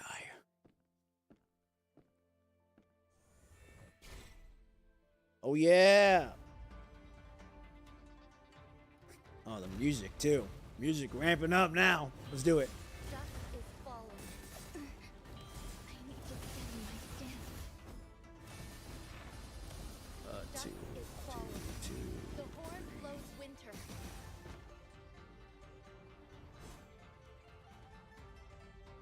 Oh, yeah, we find him now. Rain stops. Oh! Wind will blow through the forest. Oh, he parried? What? Falling. The dance ends. The crane sings. Didn't know he could parry now. That's crazy. When the rain stops, wind will blow through the forest. Dusk is falling. The horn blows winter. Dude, that is crazy that he's parrying like that. Dude, this is such a good fight. What? Dusk is falling. The horn blows winter. It was very short-lived, but that was a really cool fight. Seeing that he was parrying that shit, For my next entrance. absolutely fucking wild. How does one describe the wind? That which carries the fallen leaf and which ripples the water. But it might not be the wind that carries the fallen leaf or rippled the water. So this is the world beyond the gate. The gatekeeper looks up into the dancing leaves in front of the giant maple tree. Have you never been here yourself? I am the gatekeeper. What's behind the gate is not my business. I have never turned to look at the gate behind me. Or maybe there is no gate to begin with. No, the gate has always been there. You were the gate. You were the one keeping all this behind the gate. I am the gate. But this tree is not a dream that belongs to me. I am just a fragment. Maybe this dream belongs to the human, you. You mean him? No, this dream does not belong to him either. He only wanted to take one last look at Count Long, at that ship, and at his friends. You were a passenger on the Niter? Who isn't? To find the truth, we died on the Niter, and we were born on the Niter. For the same truth, we became the gatekeeper, or the gate itself. Maybe you could tell me your name and the names of your friends? You might not be able to make it out alive, but I could still say hi to them for you. I could tell them your story. Huh. Names are not important. I am no longer in that dream. Do you know whom this dream belongs to? I don't know. All things I know is that this tree is the dream of a seed. A seed? Yang searches for the seed but cannot find it. This is a wish. A wish that can only be redeemed in a dream. The old man's dream? I told you. I don't know. This dream is just a wish. It is not even a real dream. It's too shattered and incomplete to even have a proper entrance. My existence is no longer needed since you have passed through the gate. Will you awaken from the dream? No. Because we are already part of this mountain. The gatekeeper picks up a leaf which a moment later drifts back down to the water surface with the breeze. These autumn leaves that blanket the heavens mark the end of our journey. Damn, that's tough. That's tough. Okay, final one. I was not expecting to get it done this quick, but we're getting it done. Here we go. Our home.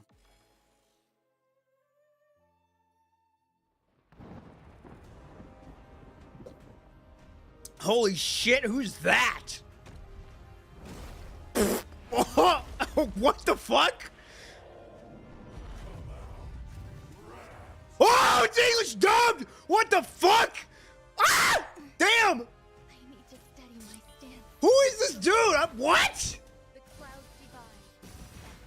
When the rain Dude, it's English dub. Was not expecting that. forest, And the music go crazy. Come on now. We gotta lock the fuck in. I'm right there. dusk, the dance ends, the crane sings. We got this.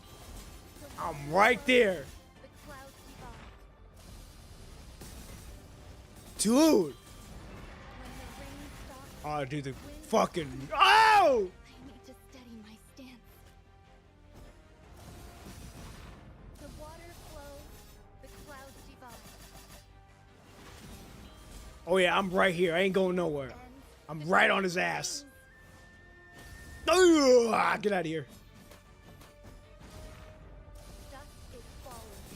The horn blows wind. Oh, yeah, that combo go crazy. I need to steady my stance. Oh. Hey, Rain stops. Wind will blow through the forest. The dance ends.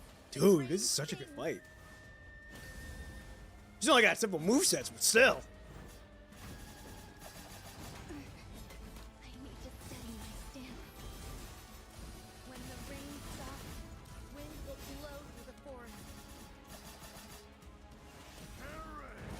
Hey, he's even talking in English stuff. Dude, what the hell? Dusk is falling.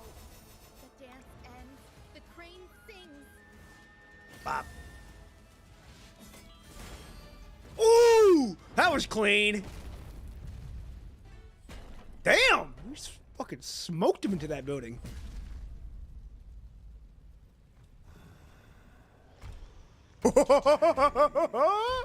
Is your death Damn, okay, come on, I'm right there. The water flows. The claps. I need to steady Oh my goodness, dude, this is such a good fight. The crane sings. The water flows, the clouds divide. When the rain stops, wind will blow through the forest. Dusk is falling. Oh, he's The horn blocking. blows winter.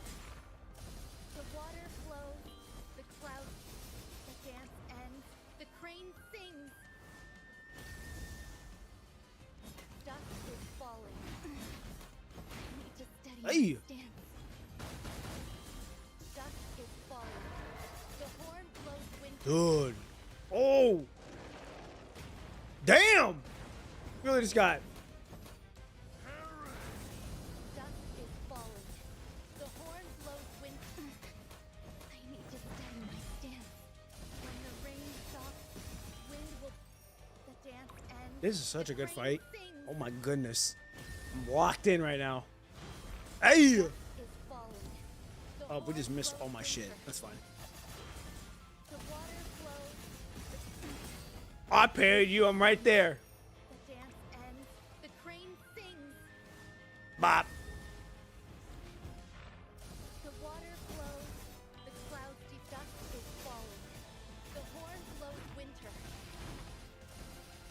This is such a good fight. The music go absolutely fucking crazy here. I need to steady my stance. The dance ends. The crane sings. Oh, don't even know what's happening.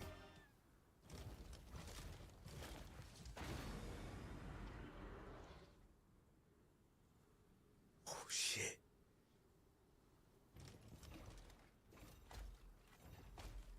Huh.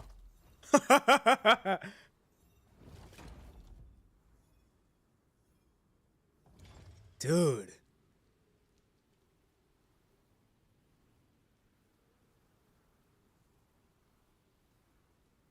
Dude, that was such a what? Oh, dream as light as dawn, the great hall of our homeland is reserved for you. Our homeland is one with hell. Our homeland is the answer to the suffering we endure upon our bodies. I have lost. No, you cannot admit defeat. Get up! You cannot lose! Inside the ancient temple, ragged figures appear one after another. Most of them are wearing similarly styled hats that conceal part of their faces. They each carry a shimmering terminal as proof of their existence. This is not a dream, this is reality. Those standing in front of the temple are behind the Fu Xuan.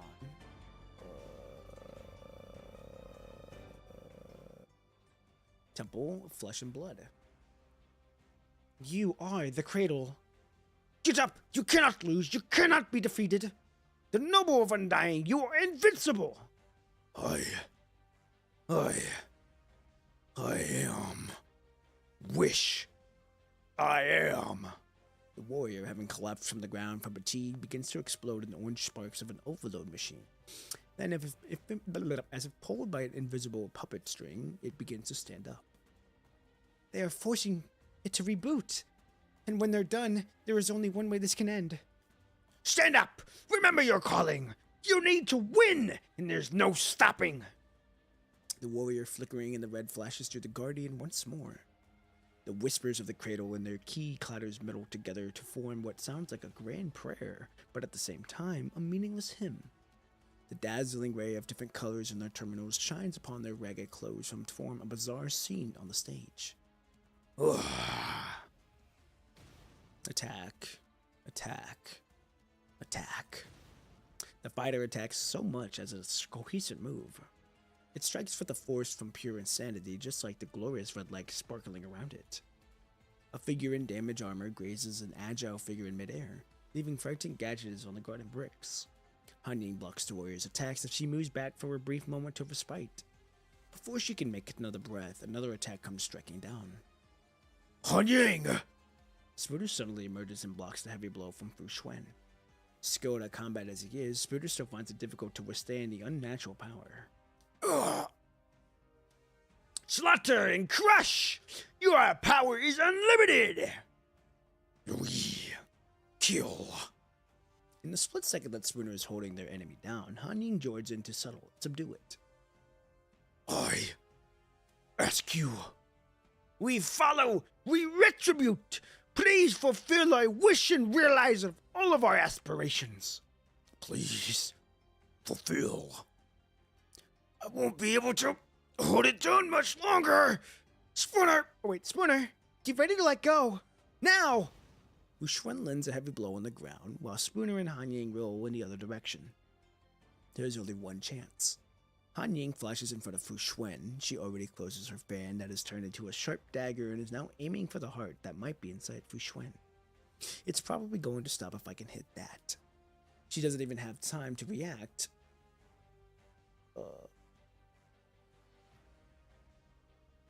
1 second.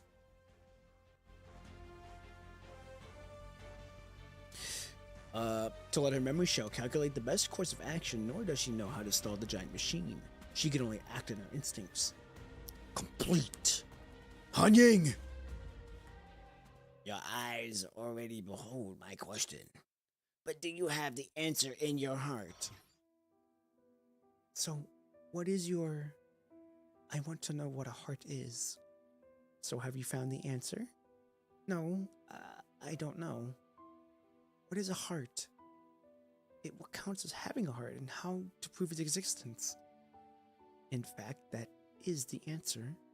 No, how can a question be the answer? Maybe your existence alone is what makes a heart what it is. Perhaps you have these questions precisely because it exists. So, I ask again, who are you? I am your question. Your every choice, your cowardice, hesitation, sympathy, sins, and insanity are all part of me. I thought you only existed in my dreams. I have always been here, and so has she. This is truly nostalgic. So, what is your question? I will commit sins. So, what is your answer? I already have an answer. Hello there. Is that a horse? Who is this? I am probably the witness to your answer. Witness? You can't be. Fu Xuan. A fragment of Fu Xuan, or should we say what Fu Xuan should have been? The humanoid hybrid mechanoid. I fucking knew it. Also, Mechanoid flashes a warm smile. So, this is your dream? No, not exactly. You do know that mechanoids don't dream, don't you? This is merely one of my insignificant dreams before I was modified by the cradle. I kept this wish safe within the deepest corner of my heart. Then what is the wish in your heart? That is your answer. Eyes on the target, she thrusts her dagger in like an experienced but clumsy assassin. A weak vibrant travels up to the fan and into her palm. In the next instant, the vibrant grows into a violent disintegration. Well done. Thank you for taking this life with your very hands. Huh. I remember now. You are the mechanoid on that rainy night. A mechanoid on that rainy night. Are you useless? That was my original name. No. Thank you. Thank you for saving me. You're welcome, Spooner. But I've hopped out of the prison at the fighting ring right onto that yet another prison. A place without an exit. There were no signs of stars on that night, just like this. Only trees and a skull full of fallen leaves. The trembling finally subdues into silence. I hope that you will find the answer you want in your dream. Dude, that was woohoo! That was some good. That's a girl. Wow, that's a crazy story, bro. Episode 15, A Name Lost in Hell. Oh, we ain't even done yet. Oh, wow. Is this really a good idea? Some problems we must solve with force. But that didn't do anything wrong. They're innocent. Tell me, do you believe in God? God? If God wanted to put an end to the evil but can't, then God is incompetent. If God can put an end to the evil but hasn't, then God is evil. If God wanted to put an evil to the end and is capable of doing so, then why does evil linger in this world? If God does not want this and is incapable of putting an end to the evil, then why do we call it God? Suffering and evil are the second to last cruelest of truth in this world. Second to last? we hereby declare that the cradle is reborn, and we have taken over this building saddled with hollow faith. This will be the beginning of our pilgrimage to overthrow the phony tyrants that rule over Kalong. We would like to ask for your cooperation while we borrow this building. Hey, Fushwen. Oh, has the cradle told you about the experiments? Many of appearances under my master went already. They were all saying how they wouldn't need to participate in cultivation anymore if we could reach enlightenment using technology. You aren't going to tell me you believe that, do you? I don't, of course. I just wanted to know whether entitlement was just another name of truth. I think it's too dangerous. Nobody has returned from the experiment yet. For me, fantasy and reality are just two sides of the same coin, but the cradle offered me a deal. Let's actually do this.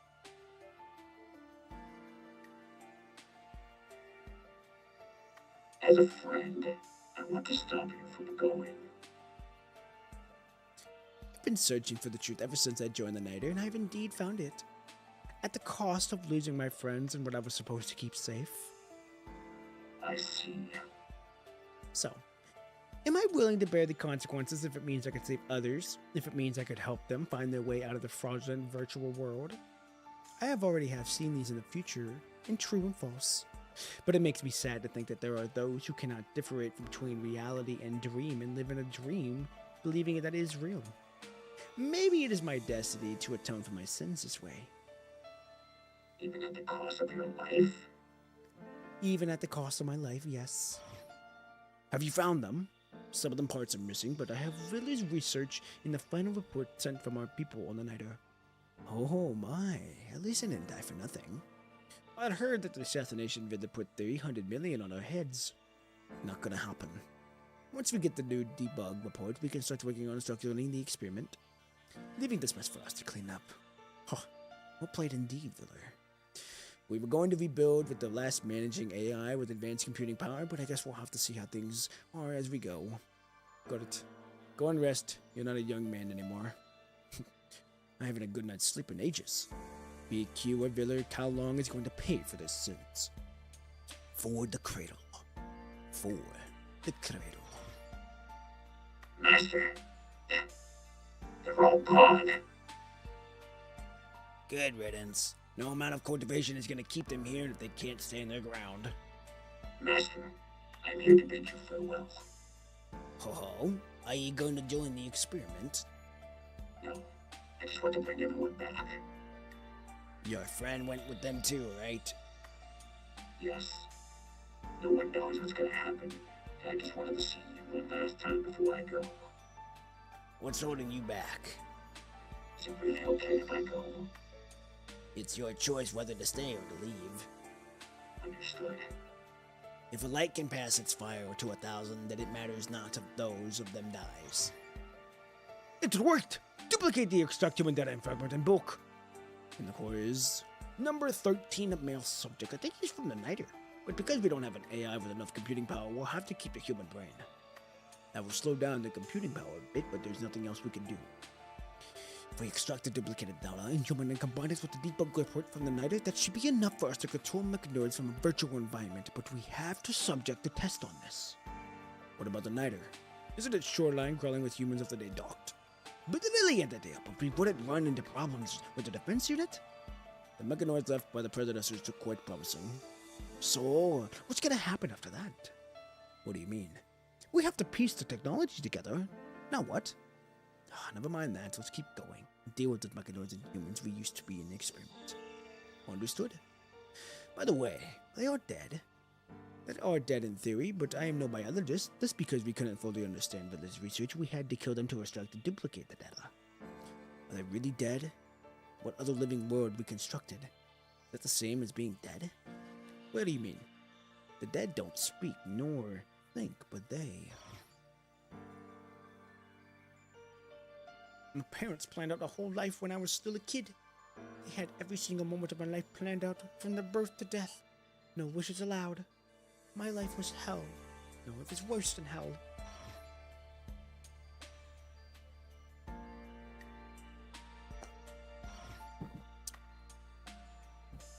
This is interesting.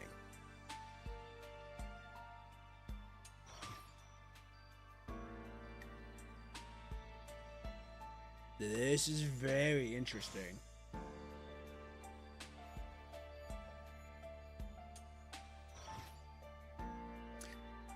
Wow, this is very. We went from fucking 0 to 100 on what they are doing in a split second. Jesus. And when their cranial shells perish, they too shall enter the cycle and drive joy or the people's pain themselves. And so too shall solitude, wishes, hatred, and fear forever cycle on.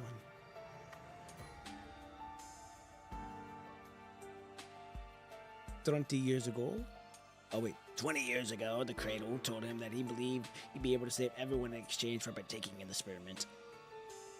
Broken as a joke and having nothing better than tattered clothing to cover himself with, the man had nothing to lose. So the Cradle modified him, turning his brain into a receptor of people's consciousness and using him to control mechanoids. The man never ended up saving his friends. He met his friends again on his own world, at which point his friends had all perished. And so they lived in the dead new world. The Cradle went ahead and dug into his brain anyway, hoping to create a world where the reality and virtuality would blend into each other. And from his brain, they managed to extract the mountain at its most beautiful, thorough replicantation and growth. And that's how he lost his memories. Memories of his friends, his teacher, and even his name. As a gesture of pity, the Cradle told him that his teacher's name and the name of his best friend. And that man adopted his teacher's name of his own out of shame. By the way, did you know that there are no butterflies up on this mountain, no matter what season of the year it is? But on that very day when the new world was created, there were butterflies everywhere, up on the peak.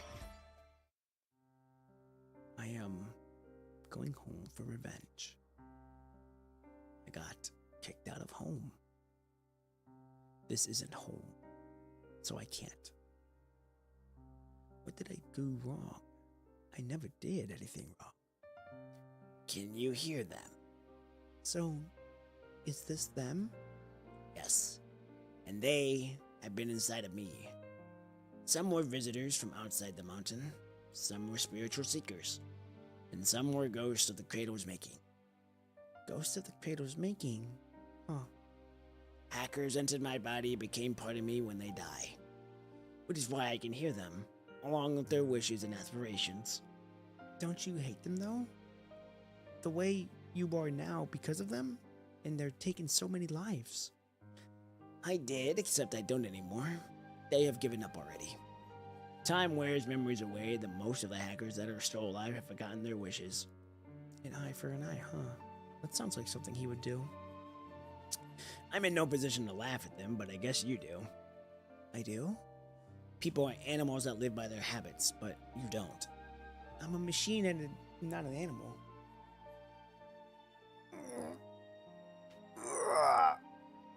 What difference does it make? Oh, what difference does it make? Who would have been able to tell the difference anyway? Had the line between machines and humans never been crossed? And it seems like you've made up your mind already anyway. I'm sorry? People hurt others and take away what's not theirs to guard and look for what they're after. And you've made a decision because you've been through the pain of being aware of this cruel truth. Out of nowhere, Han Ying feels as though the fan she's holding, the unnerving shiver she sees, is no stranger to. Oh boy, look at this tree. Have you seen it? I have years ago, except it wasn't as big back then. The gatekeeper told me that this place was someone's dream. It is indeed. And I presume that this is your dream? No, it's not. Everything up in this mountain comes from my thoughts. And I've seen everything except for this tree. I heard about the seeds of this tree, so I put a shard of my younger self to guard for it. When the man stops by the maple tree, Olive seemed to come to talk to a Oh, wait, so that was his... Oh, so the gate was his younger self. Even the trees, or the leaves that were still rustling to the wind just moments ago. By the way, I have to understand that I'm not the quietest old man you've ever seen, but I was hoping to make one last request. Be my guest. I'll see to it. Please tell no one about this mountain when you're back home. We're but part of history, and we'd much rather keep it that way. Home is too far away for a place for us to go back to now. So please, speak of us to no one when you're back. Of course, sir. Very well. Huh. Very well. Pensively, the man studies a leaf he holds in midair. I was hoping to never wake up from this dream, but I have no idea anymore if this is actually a dream. We might have woken up from a very long time ago, and there's probably no difference between reality and dream. So please end it all.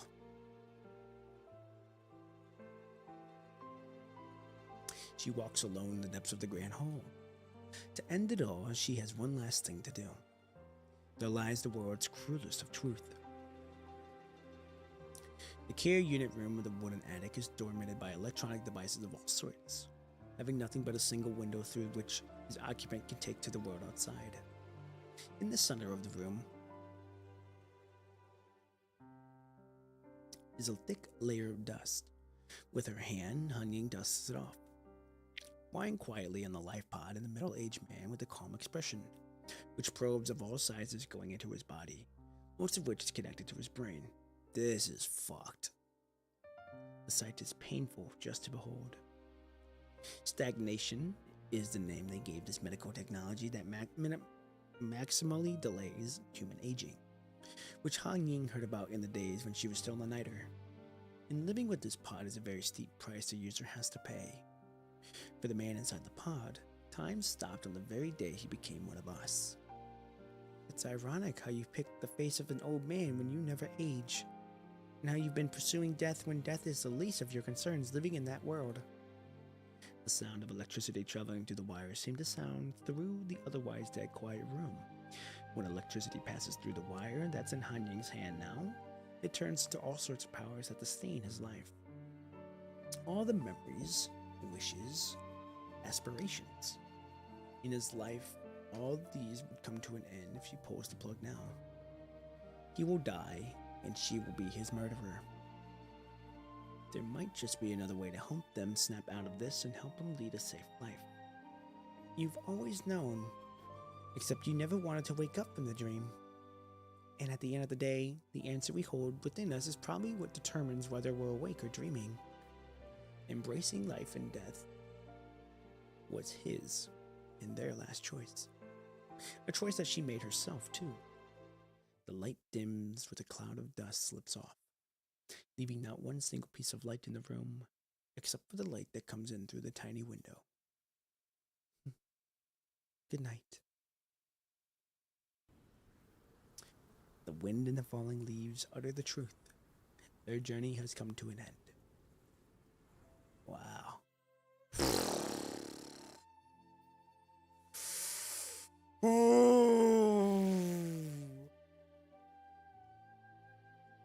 This is easily one of my favorite floating record stories. I can see the tree from the attic. I can only see the top of the tree. But it's the only thing I can see through the window. I see. This tree has been around for a few hundred years already. Apparently.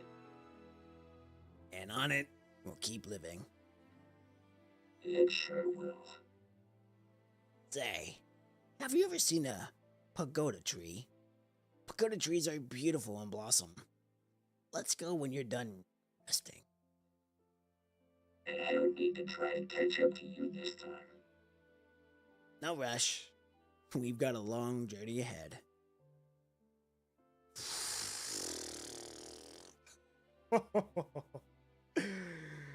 Wow.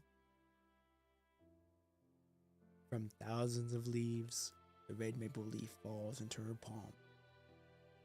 In a miserable soul without faith. The body has decayed, but its soul cannot find the gate to heaven. A pitiful one that shall wander indefinitely before it lands. Wow, dude. Absolutely fucking great story. Easily one of my favorite floating record stories. Easily. So good, dude.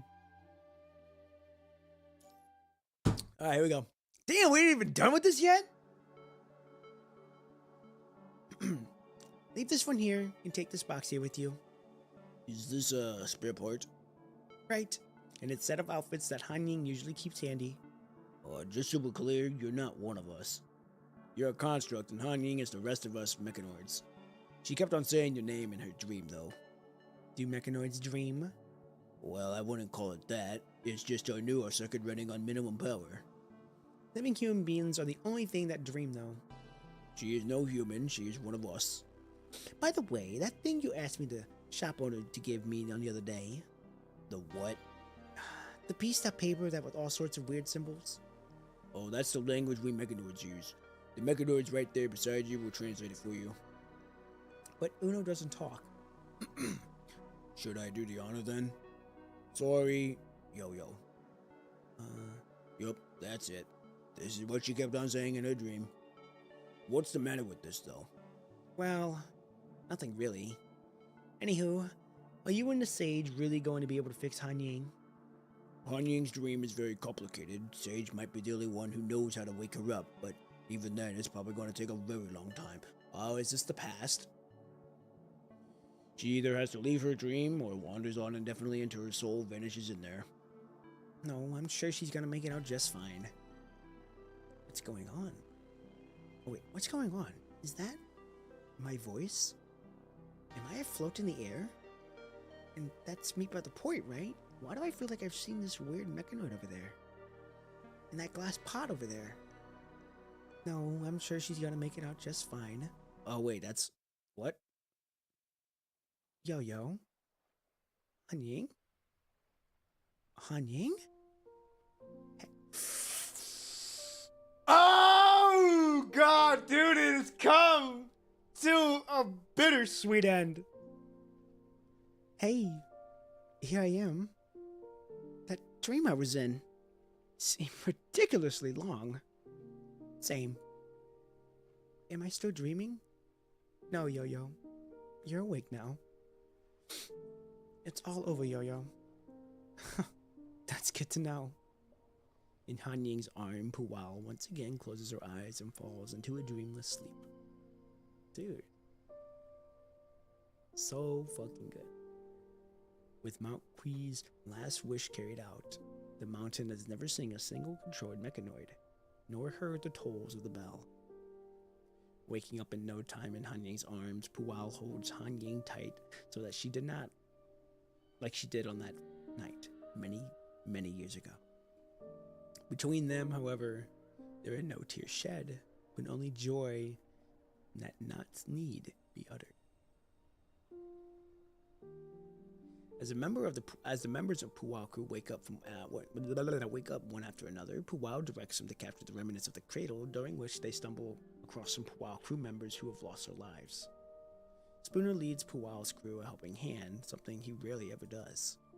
No, easy there! Throughout the entire process, Spooner remains quiet. He only shakes his head when Han Ying asks him whether they should take Wu Xuan back to the church. I'll respect its wish, says Spooner. Matu Hui is the same old when they're back on its foot, except there isn't a trace of machine or human. This is such a beautiful mountain. It is, and you probably don't get to see these mountains so beautiful outside of Kowloon. Extending her hand, Han Ying is about to pat Yo-Yo on the head like she would many years ago, when she realized that patting Yo-Yo in front of her subordinates probably isn't exactly slightly. Let's go home. Without any hesitation, Puwao takes Han Ying's hand. Dude, so good. Amidst the clumps of mugwort, barnyard grass, and white grass, the green bricks and gray tiles of Kowloon were nothing more than paintings found in the painting scrolls that impartially document the moss on the crumbling stone walls and the rest of the steel wreckage. Most of the square tiles on the floor are no better than pulverized dust now. Having been worn by the fires of war, some, however, remain that they have always been, albeit crushed and splintered. Stretching onto the distance, they seem to have a story to tell every passerby of their collective past. My lady, we are just through the guys we captured up from the mountain in the Planetary East Mall. Among the Puwao crew, the girl passes Puwao a key and awaits her command. Oh, that's a girl. Oops. The pantry? Why though? Lord Xiaofang rented an old pantry to keep the guys because they were out of space on board to keep them. What a guy. Guess I'm gonna have to thank Sir Shui personally then. Anything else I can do for you, my lady? Beneath her tone and vow is a soul no older than the late teens. This much one can tell. Let's call it a day, and thank you for coming all the way here. The pleasure is all mine. Surprised by Puwao's friendly gesture, the girl takes a hop and disappears amidst the yellow-gray bricks and tiles. Oh, there we go. The kid. How old is she? 17. Joined us last month. She's got all sorts of interesting ideas upstairs, though, and she really enjoys carrying herself beyond her age. Sounds like something you did all the time, Yo-Yo. No way! Dumbfounded for a second, Yo-Yo quickly breaks into a happy smile. With the bricks creaking subtly under their feet, Yo-Yo and Han Ying fade away into the green-gray scroll. In the craters, though, which river water flows amidst the fractured high-rises, down to the last of corners, there are traces of unfiltered punishing. Beyond the bridge, the water makes its way down a still deeper riverway. By the bridge stands a metallic road sign that bears the name of the street. Number 20, East Silo Street.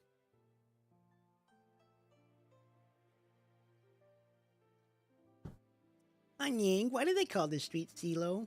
I don't see any big, tall silos here. That's because people from the ship used to store grains in warehouses here, but not anymore. I see! So many restaurants and food stalls and sugar figurines! Do you want one? I've got a few more grubs. Han Yang, look over there! Someone's doing martial arts on the stage. Is there a performance? No. They are more like bodyguards. Rich people hire bodyguards to protect themselves and all their goods. Oh, you think I can make money as a bodyguard by doing that? I can do it too then. Not quite, but you've got the right spirit there. Huh? It might be late by the time performances ends. If the market is still open, we'll come back through the street and get some snacks. Yep.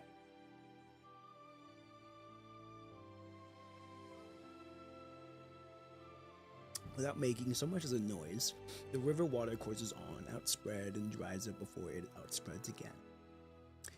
As though nothing had changed, the two of them, hand in hand, walked quietly down the street of Kanlong. Han Ying? Yes? Well, I just wanted to say your name, because it's been a while since we last enjoyed a walk together, no? It's been 20-odd years, and I still catch myself thinking about what would have come of you if they never turned you into a construct, Yo-Yo. Xiaofang is super naggy, and I never want to become someone like that. But have you ever regretted it? I mean, you did it because of me. And because of you, I survived living on the ship. Come on, Han Ying, you really need to stop bringing that up. And I'm gonna keep my mouth shut about it too. Puwao holds her hand out and with a smile on her face covers Han Ying's mouth. When she sees Han Ying's neck, however, she appears distracted. Time has brought them more memories than they could have ever re-encountered. Yet everything about them in the city has transcended time itself. Well, watch where you're at there, will ya? Out of nowhere, a man carrying 2 hulking sacks of goods passes them by. Almost making the fox pause of dropping his goods, the man manages to save himself from the embarrassment with some sort of adroit maneuvers. Apologies, sir, what are you... Every single luggage carrier, huh? Life would have been so much easier if those blubbers didn't show up and take my job. No, sir, that's not what I mean. Anyhow, I gotta go now. With a gentle smile, the man picks up the luggage and walks away. Did you see all the things the guy is carrying? Fresh tongue of halou here! Fresh flowers over here! Alights in gold and neon lights, the street bustles with sail cars here and there. The cornices and the red lanterns over the decorated archways seemingly have come to life over the crowd making their way through the street. What is all this? This is what Kowloon should be like.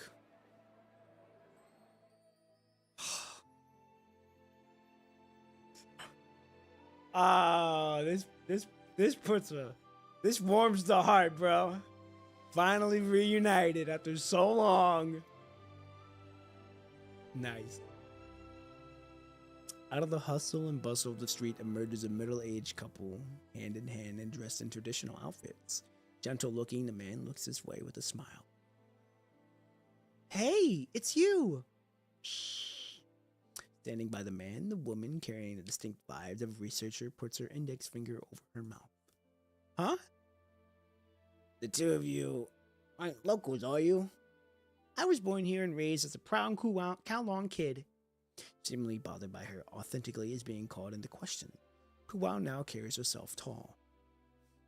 I'd have to bet that the two of you weren't from around here, though, judging by how clueless you look. You sisters? Of course! Must be quite handful having to take care of a younger sister acting beyond her age, no? No, not at all. I wouldn't trade my days on the nighty with her for anything else. Goddamn right! Come on! The Nighter? Ah, so you really are clueless. I still remember that gigantic ship that Beakswe built. Have you been on the Nighter? Well... Oh, well, not really. Well, that's a shame, but it's docked right by the port now, so feel free to pay a visit whenever you want to. And I take it that you take us there as a local guide? Never had to do that, but you can always count on the almighty Puwao. Wait, you can't be part of the Puwao crew, can you? Well, I am. Oh my, so you're one of the child of Kowloon. I can't even tell you're a kid. Life is comfortable if you're part of the Kowloon crew, right? What's your salary like? I really describe my life as being comfortable. I mean, I didn't join it for the grubs. Well, of course. As Yo-Yo and the man chat away about Kowloon crew, the woman quietly lets go of her husband's hand and walks up to Han Ying. Knowing full well where they are, the woman gently grabs Han Ying by the arm all the same. She's the same great fun she used to be. When she was a kid, she kept saying how she wanted to become one of the heroes from those action movies, and I guess she's made it. She's always wanted to come back to Kowloon, but... Shaking her head, the woman cuts Han Ying short. Time had long forgotten us, but a fresh start awaits you, as well as Kowloon.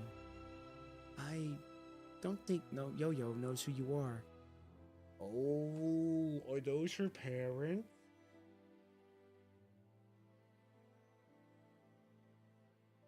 Oh, are those her parents?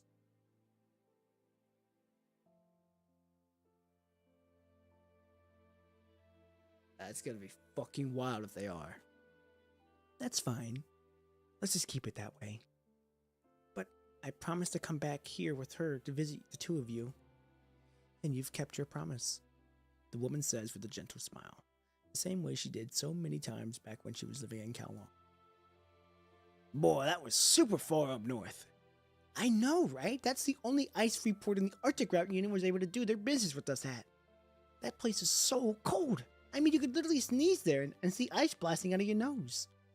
Man, that sounds really bad. Which is why antifreeze comes in handy for constructs here. But the weather there is really just a cakewalk compared to all the corrupted and all sorts of things we need to deal with here. Seems like you're a true globetrotter then. What's with that one line they always say, love and hope? Conquer it all. Right. Totally had that at the tip of my tongue. And you've always heard of Kowloon's magical girl, huh? I have, and I still remember it. There's this panda in it that can fly and speak. Oh my, and I kept thinking that people wouldn't know an anime this old. I'm sure it is, isn't it? Lying at the depths of the scroll are memories that transcend time itself. Hey, let's get going. Pretty chatty today, aren't you? We should let them go now. They've got a whole list of things to do there. Oops, apologies. Are you leaving already? Yep. We did enjoy a great chat with the two of you, though. And it's time for us to part our ways and carry out with our lives. Are you really from around here yourselves? Well, I'd say we'd always been living here, and this is where we'll always be living. But a globetrotter like yourself probably isn't gonna stick around for too long, no. Well, we'll see about that. Well, I see the both of you around in town. You bet. This kind of gentleman here promised to do a Kowloon Magical Girl CD exchange with you now. Yep, no way I'd ever let that slip. Alright, I'll see the both of you around then. Yup, take good care now. Do take good care of her, Han Ying. I will. Walking hand in hand back down the alley and taking a turn, the couple disappears amidst the green bricks and gray tiles. A long trip later, Kowloon finds itself the way it's always been. The same way they find themselves now. Oh, wait a minute.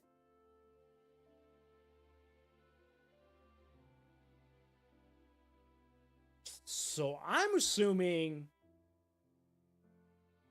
that was like a dream.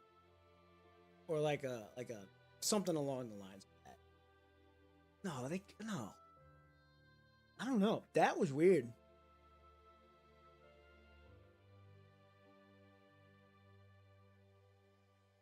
No, that was right. That wasn't the future. But that wasn't the past. That was now.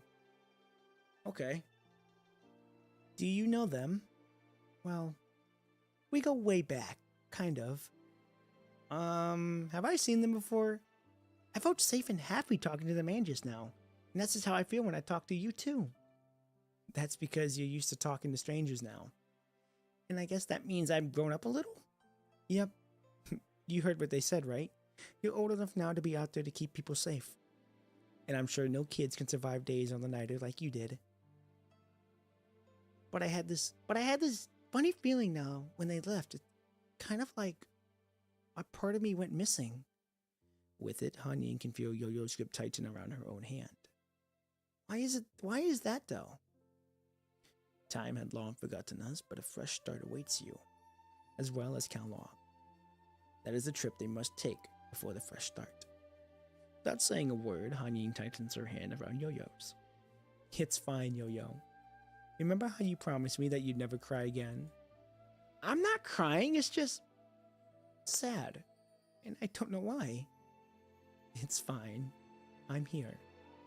So do you know your way around here? Not really.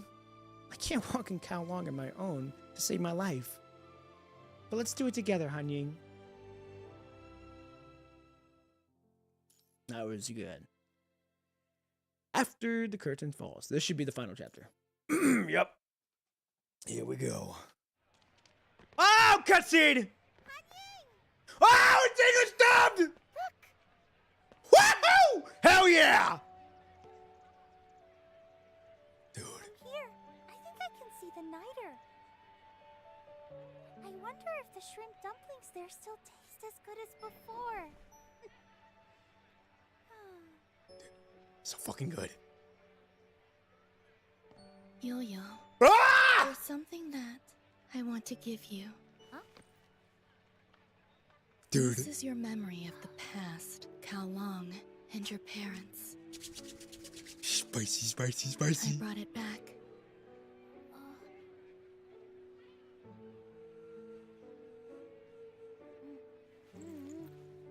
Let's leave it be. What? Are you sure? But Of course I mean it. I think I've already found what I was seeking. Ah, that's smart, bruh.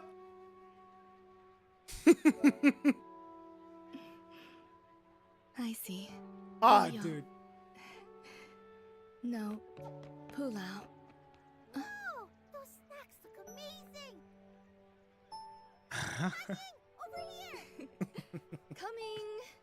Oh man, dude. Can't make this up. Puts a smile on my face.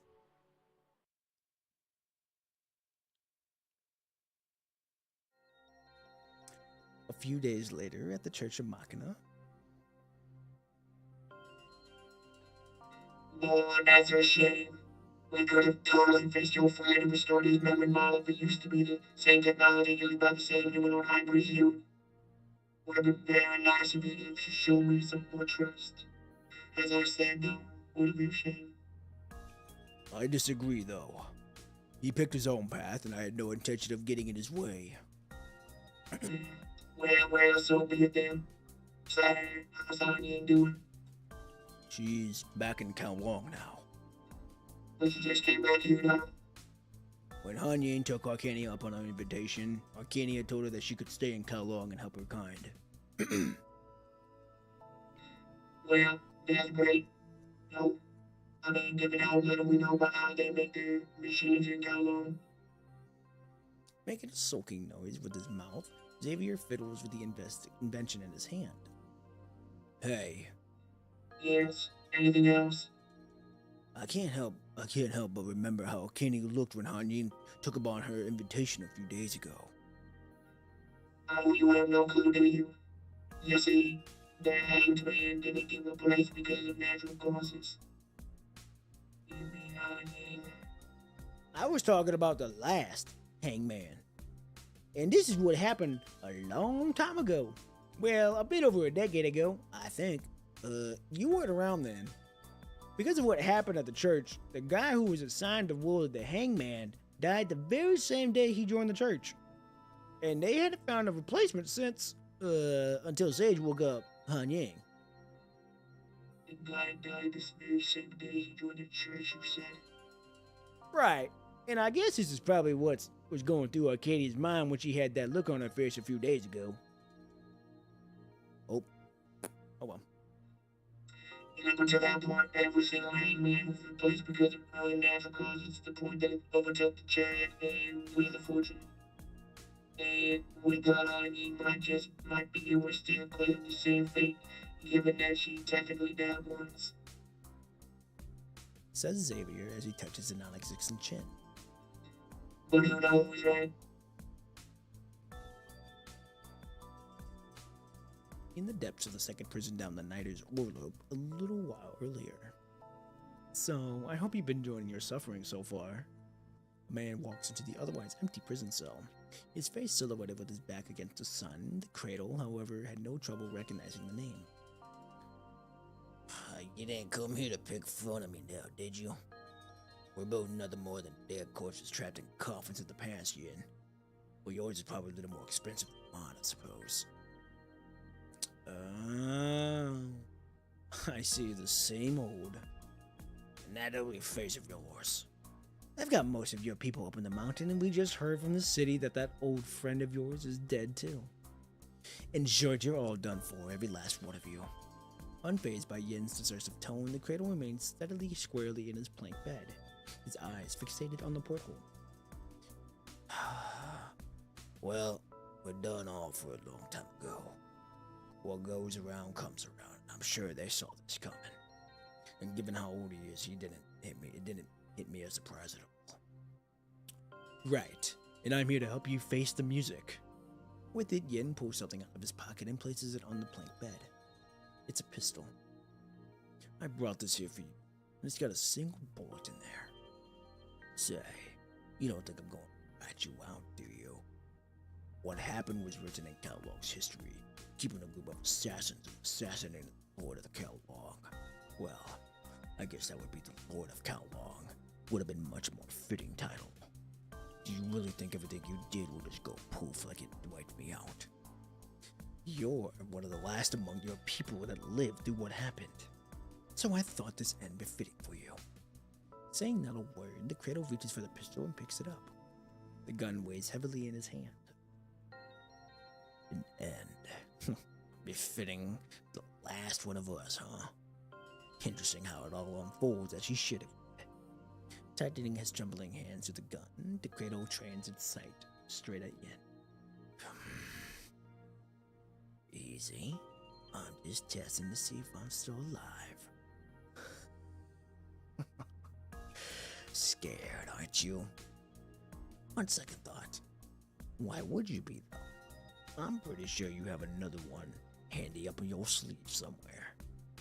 But you should be, because I'm the last of the Nighter's prisoners, and it makes perfect sense that I die here. And this time, though, you won't find yourself another ship that will be the Gary to carry you. It's time I said my last words now, isn't it? A shame. Indeed. Well, goddamn. Looking out of the city from the top of the observatory, you can see the white line where the sea and sky meet just beyond the port. Over at the top of the city sits a flower pond that's been out of maintenance for far too long. Ruffled by a sudden gust of wind, the water in the pond ripples away at the unkept oysteries. This is her favorite spot from which she enjoys the sweeping view of Kowloon, be it in the past or now.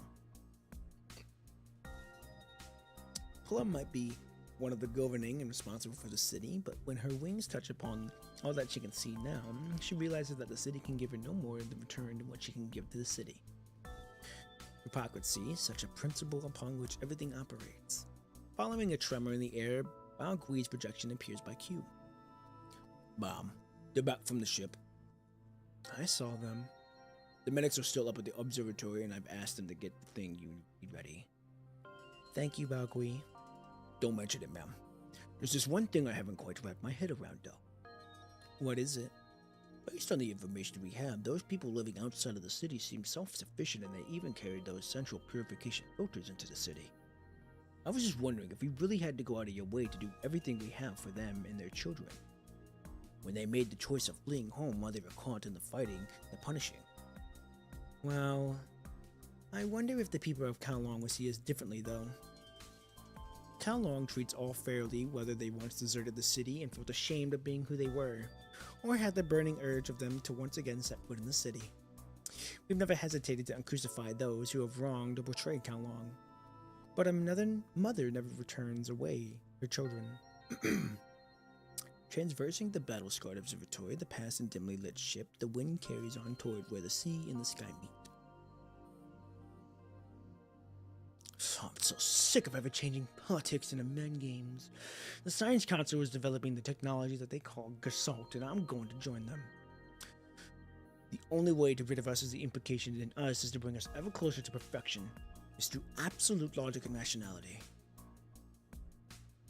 Pathetic that it never hit you all these years. The governance is nothing more than a relationship that's built upon the mutual prestige and ability of who he governs and who he is governed. No, you don't get it at all. That's interesting. You have no right to name her. Her name is Haksu, and she's going to be the only impeccable existence in the city. She never meant to blame her blood brother. Her pedigree and her birth in Kowloon are what set her life in stone. She's always meant to be the lone finch that sang for Kowloon, and to the world, she's already one too many. What would have been her chosen path, though, had she not privileged chose her own course of life? You might have tried very hard to rid yourself of the imperfections in you and bring yourself ever closer to perfection, Viller. Interesting how the machines you made turned out more human than you, no? Ma'am, anything else I can do for you? Well, I just got a message from Fuk Shui saying that they're almost done with the data you need. Great. Do with it as I said.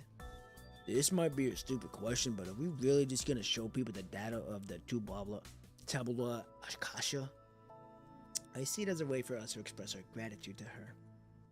I see, and then there's this other thing. We had a woman from Babylonia visiting us at Kowloon a few days ago that we'd never seen before.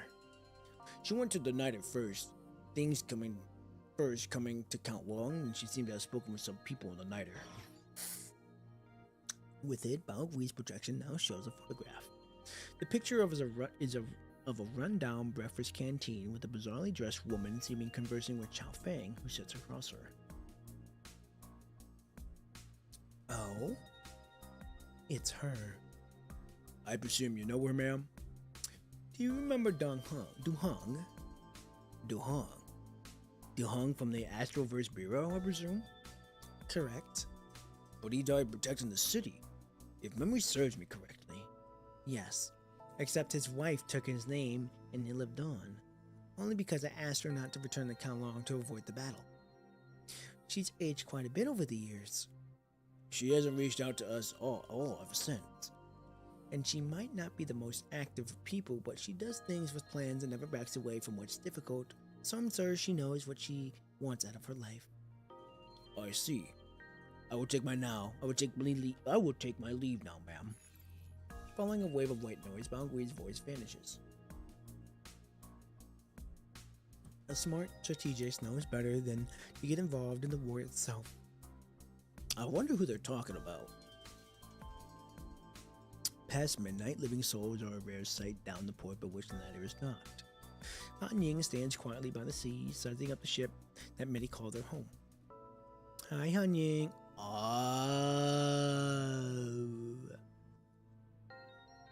Why, hello there.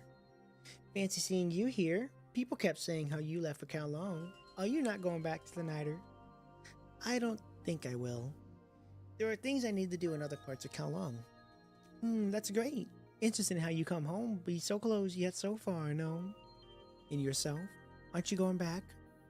The lone swan knows no home, and neither do we. I'm not going back because there are things I need to do, just like you. So, where is this yo-yo? She got her own things to do on the Niter in Kowloon. There are people she needs to protect now. She's not a kid anymore. Nodding at her head, Du Hong finds herself sizing up the Niter by Han Ying's side. You should really pay Kowloon a visit sometime. Though I mean, who knows? Kowloon might shine for all in its former glory again somewhere down the road soon. And let's chat over some nice tea then. On me, of course. With a few light pats on Han Ying's shoulder, Du Hong walks away without casting another look. With it, Han Ying finds herself alone again by the port. Rubbing the copper card in her hand, she gazes at the ship not far away from her. With the card that reads XII 12 in her hands, she seems a hazy reflection of herself staring back this way from the surface of the water. The lone swan knows no home, as it stays but translucently in the pond of life. She can now tell reality from a dream, and she can now tell life from death. Which is why she no longer questions what a heart is, because her heart is the very act of raising the question itself and an answer enough to the question. And now only one unanswered question left. The slap of the waves against the blank of a reminiscent of time itself, as it ticks away on the land in Kowloon. Amidst the sound of the waves, the night grows darker still, until the green figure can be seen no more. I make home where my heart finds itself in peace. That is some big words. On that night, deep within the embrace of Mount Hokshui, following the document she received a few days ago from an unknown sender, Yu Hong now finds herself at the doorstep of the Cradle's lab, located at the foot of the Grand Hall on the peak. From the look of it, the lab hidden from sight below the Grand Hall now parallels in size with the temple that stands above. Hidden all the way up in the mountain in the woods. Who would have guessed? And this is the source code. In the hulking vacuum tube that stands over a dozen matters tall is an object that a human with a noble vocabulary would have hard time describing. With specks of light in all sorts of colors emanating through its cracks, the object is a hodgepodge of parts and printed wire boards with an entanglement of wires. On it, a Polaroid monitor showing views from different locations in the mountain and the vague figures making their way through the passage. The object can probably be best described as a gigantic heart, one consisting of wires and chips with data and electricity coursing through it as its blood. Aesthetically, most likely wasn't a major point of concern of the designing when this electric heart was first built, hence all the patches seen all over it. Totally goes to show that the taste of a bunch of lunatics, I suppose. Du Hong shakes her head and her fingers working away over the control panel in search of what she came to look for. Hey, are you seeing this? Yes, the data is crystal clear. Haksu, Mechanoids, the North Asian Research Institute of the Life Science Council in Evolution. They got themselves a rowdy party, I see. Haksu came with the Tabula Akasha, and it's obvious that these hackers are trying to copy that. They even went so far as stealing the technology that the Nari had come up with on brain science. But they only ended up replicating a tiny part of Villar's technology, which is why they weren't able to build a second Haksu in Tabula Akasha. Nothing borrowed is ever groundbreaking. Never hurts to give things a try, I know. I don't exactly have faith in something that a bunch of lunatics come up with. Do you believe in Tabula Akasha? It doesn't really matter if I do. The hard drive sitting on the panel is now transferring data at top speed. With her dry hand, she rubs the hard drive with the same gentleness that believes either a crying newborn or an empty carnal shell. Well, live on as a bargaining chip for us then. So they're stealing the data. Interesting. Very interesting to say the least. Okay, I'm gonna be right back. I'm gonna use the restroom because I can't hold this in, and then we'll probably end the stream after this because I don't take a. At that point, I want to. There's no point in me starting Winter We Shackles now, but I'll talk more about it in a second. Be right back.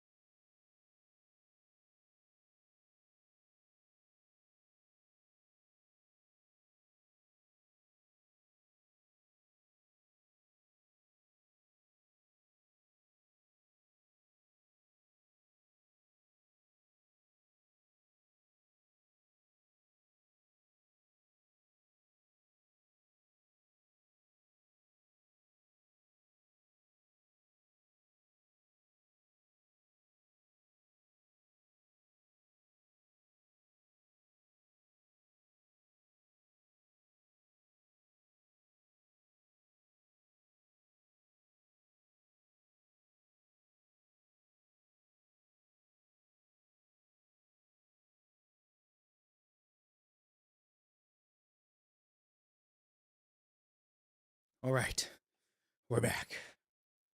So, with that being said, now I do believe we are probably going to end it here, just because I don't want to start Wintry Shackles yet, due to the fact that I would rather put a lot more time into it. Like I would rather get like actual. I would rather start the stream off like that than start it off with like, hey, like only one episode in. Like no, we're gonna wait with it. But I really liked that chapter. It was really good.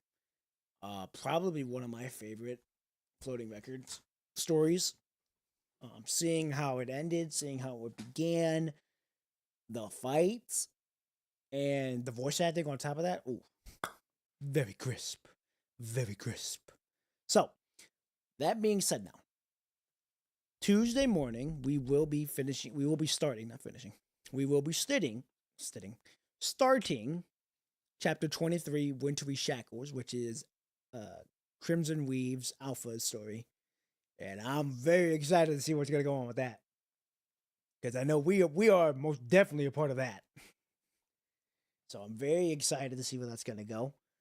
Back to bringing things back. I should have this short film done by Sunday. I'm gonna work on it. I'm literally gonna be working on it after, right after this. Like after this, I'm gonna go eat. I'm gonna shower, and then I'm going straight to it. So if I can get it done tonight, before the wedding, I'll have this. I will have this out by Sunday. I will have the short film out by Sunday. If I can't get it done tonight, it will be out Sunday night because I'll get working on it. I'll be I'll be working on it in the morning, and then after that, I'm going straight to it. If I can get it done on Sunday, it'll come out that night. If I can get it done tonight, it'll be out tomorrow. That's best case scenario. Best case scenario comes out Sunday. Also, best case scenario comes out Sunday night. Worst case scenario, it comes out Monday. Either way, it's gonna done this weekend, and then I'm immediately working straight on the next short film, which it'll be my first time seeing how that one's gonna go. Because of what I'm bringing into this short film.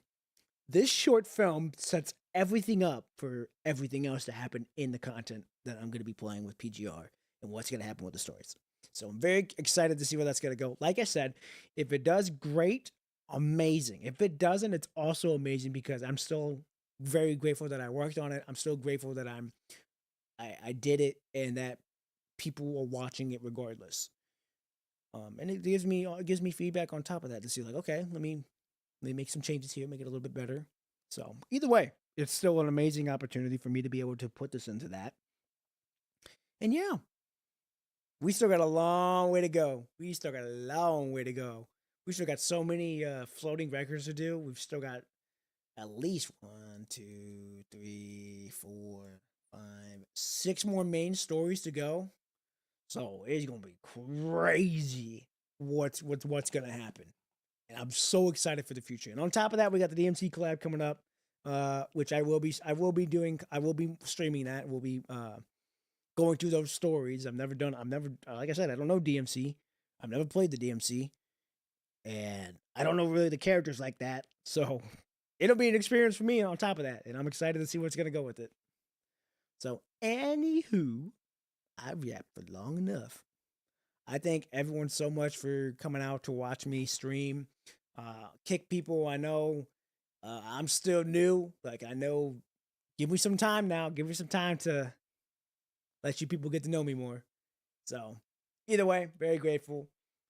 And yeah, short film coming out very soon. Should have it out.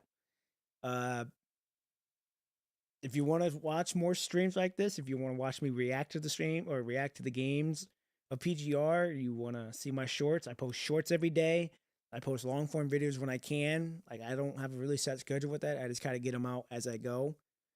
And I stream every Tuesday, Thursday, and Saturday, 6 a.m. to 9 a.m. Eventually, when I take this full time, that time will switch to a more later on the day. That way, everyone can come in, see hello, and all that fun stuff. So, but I'm playing real long game with that. Like, it's gonna take some time for me to be able to take that full time. But either way, I'm so excited for when that does. All in due time, all in God's timing.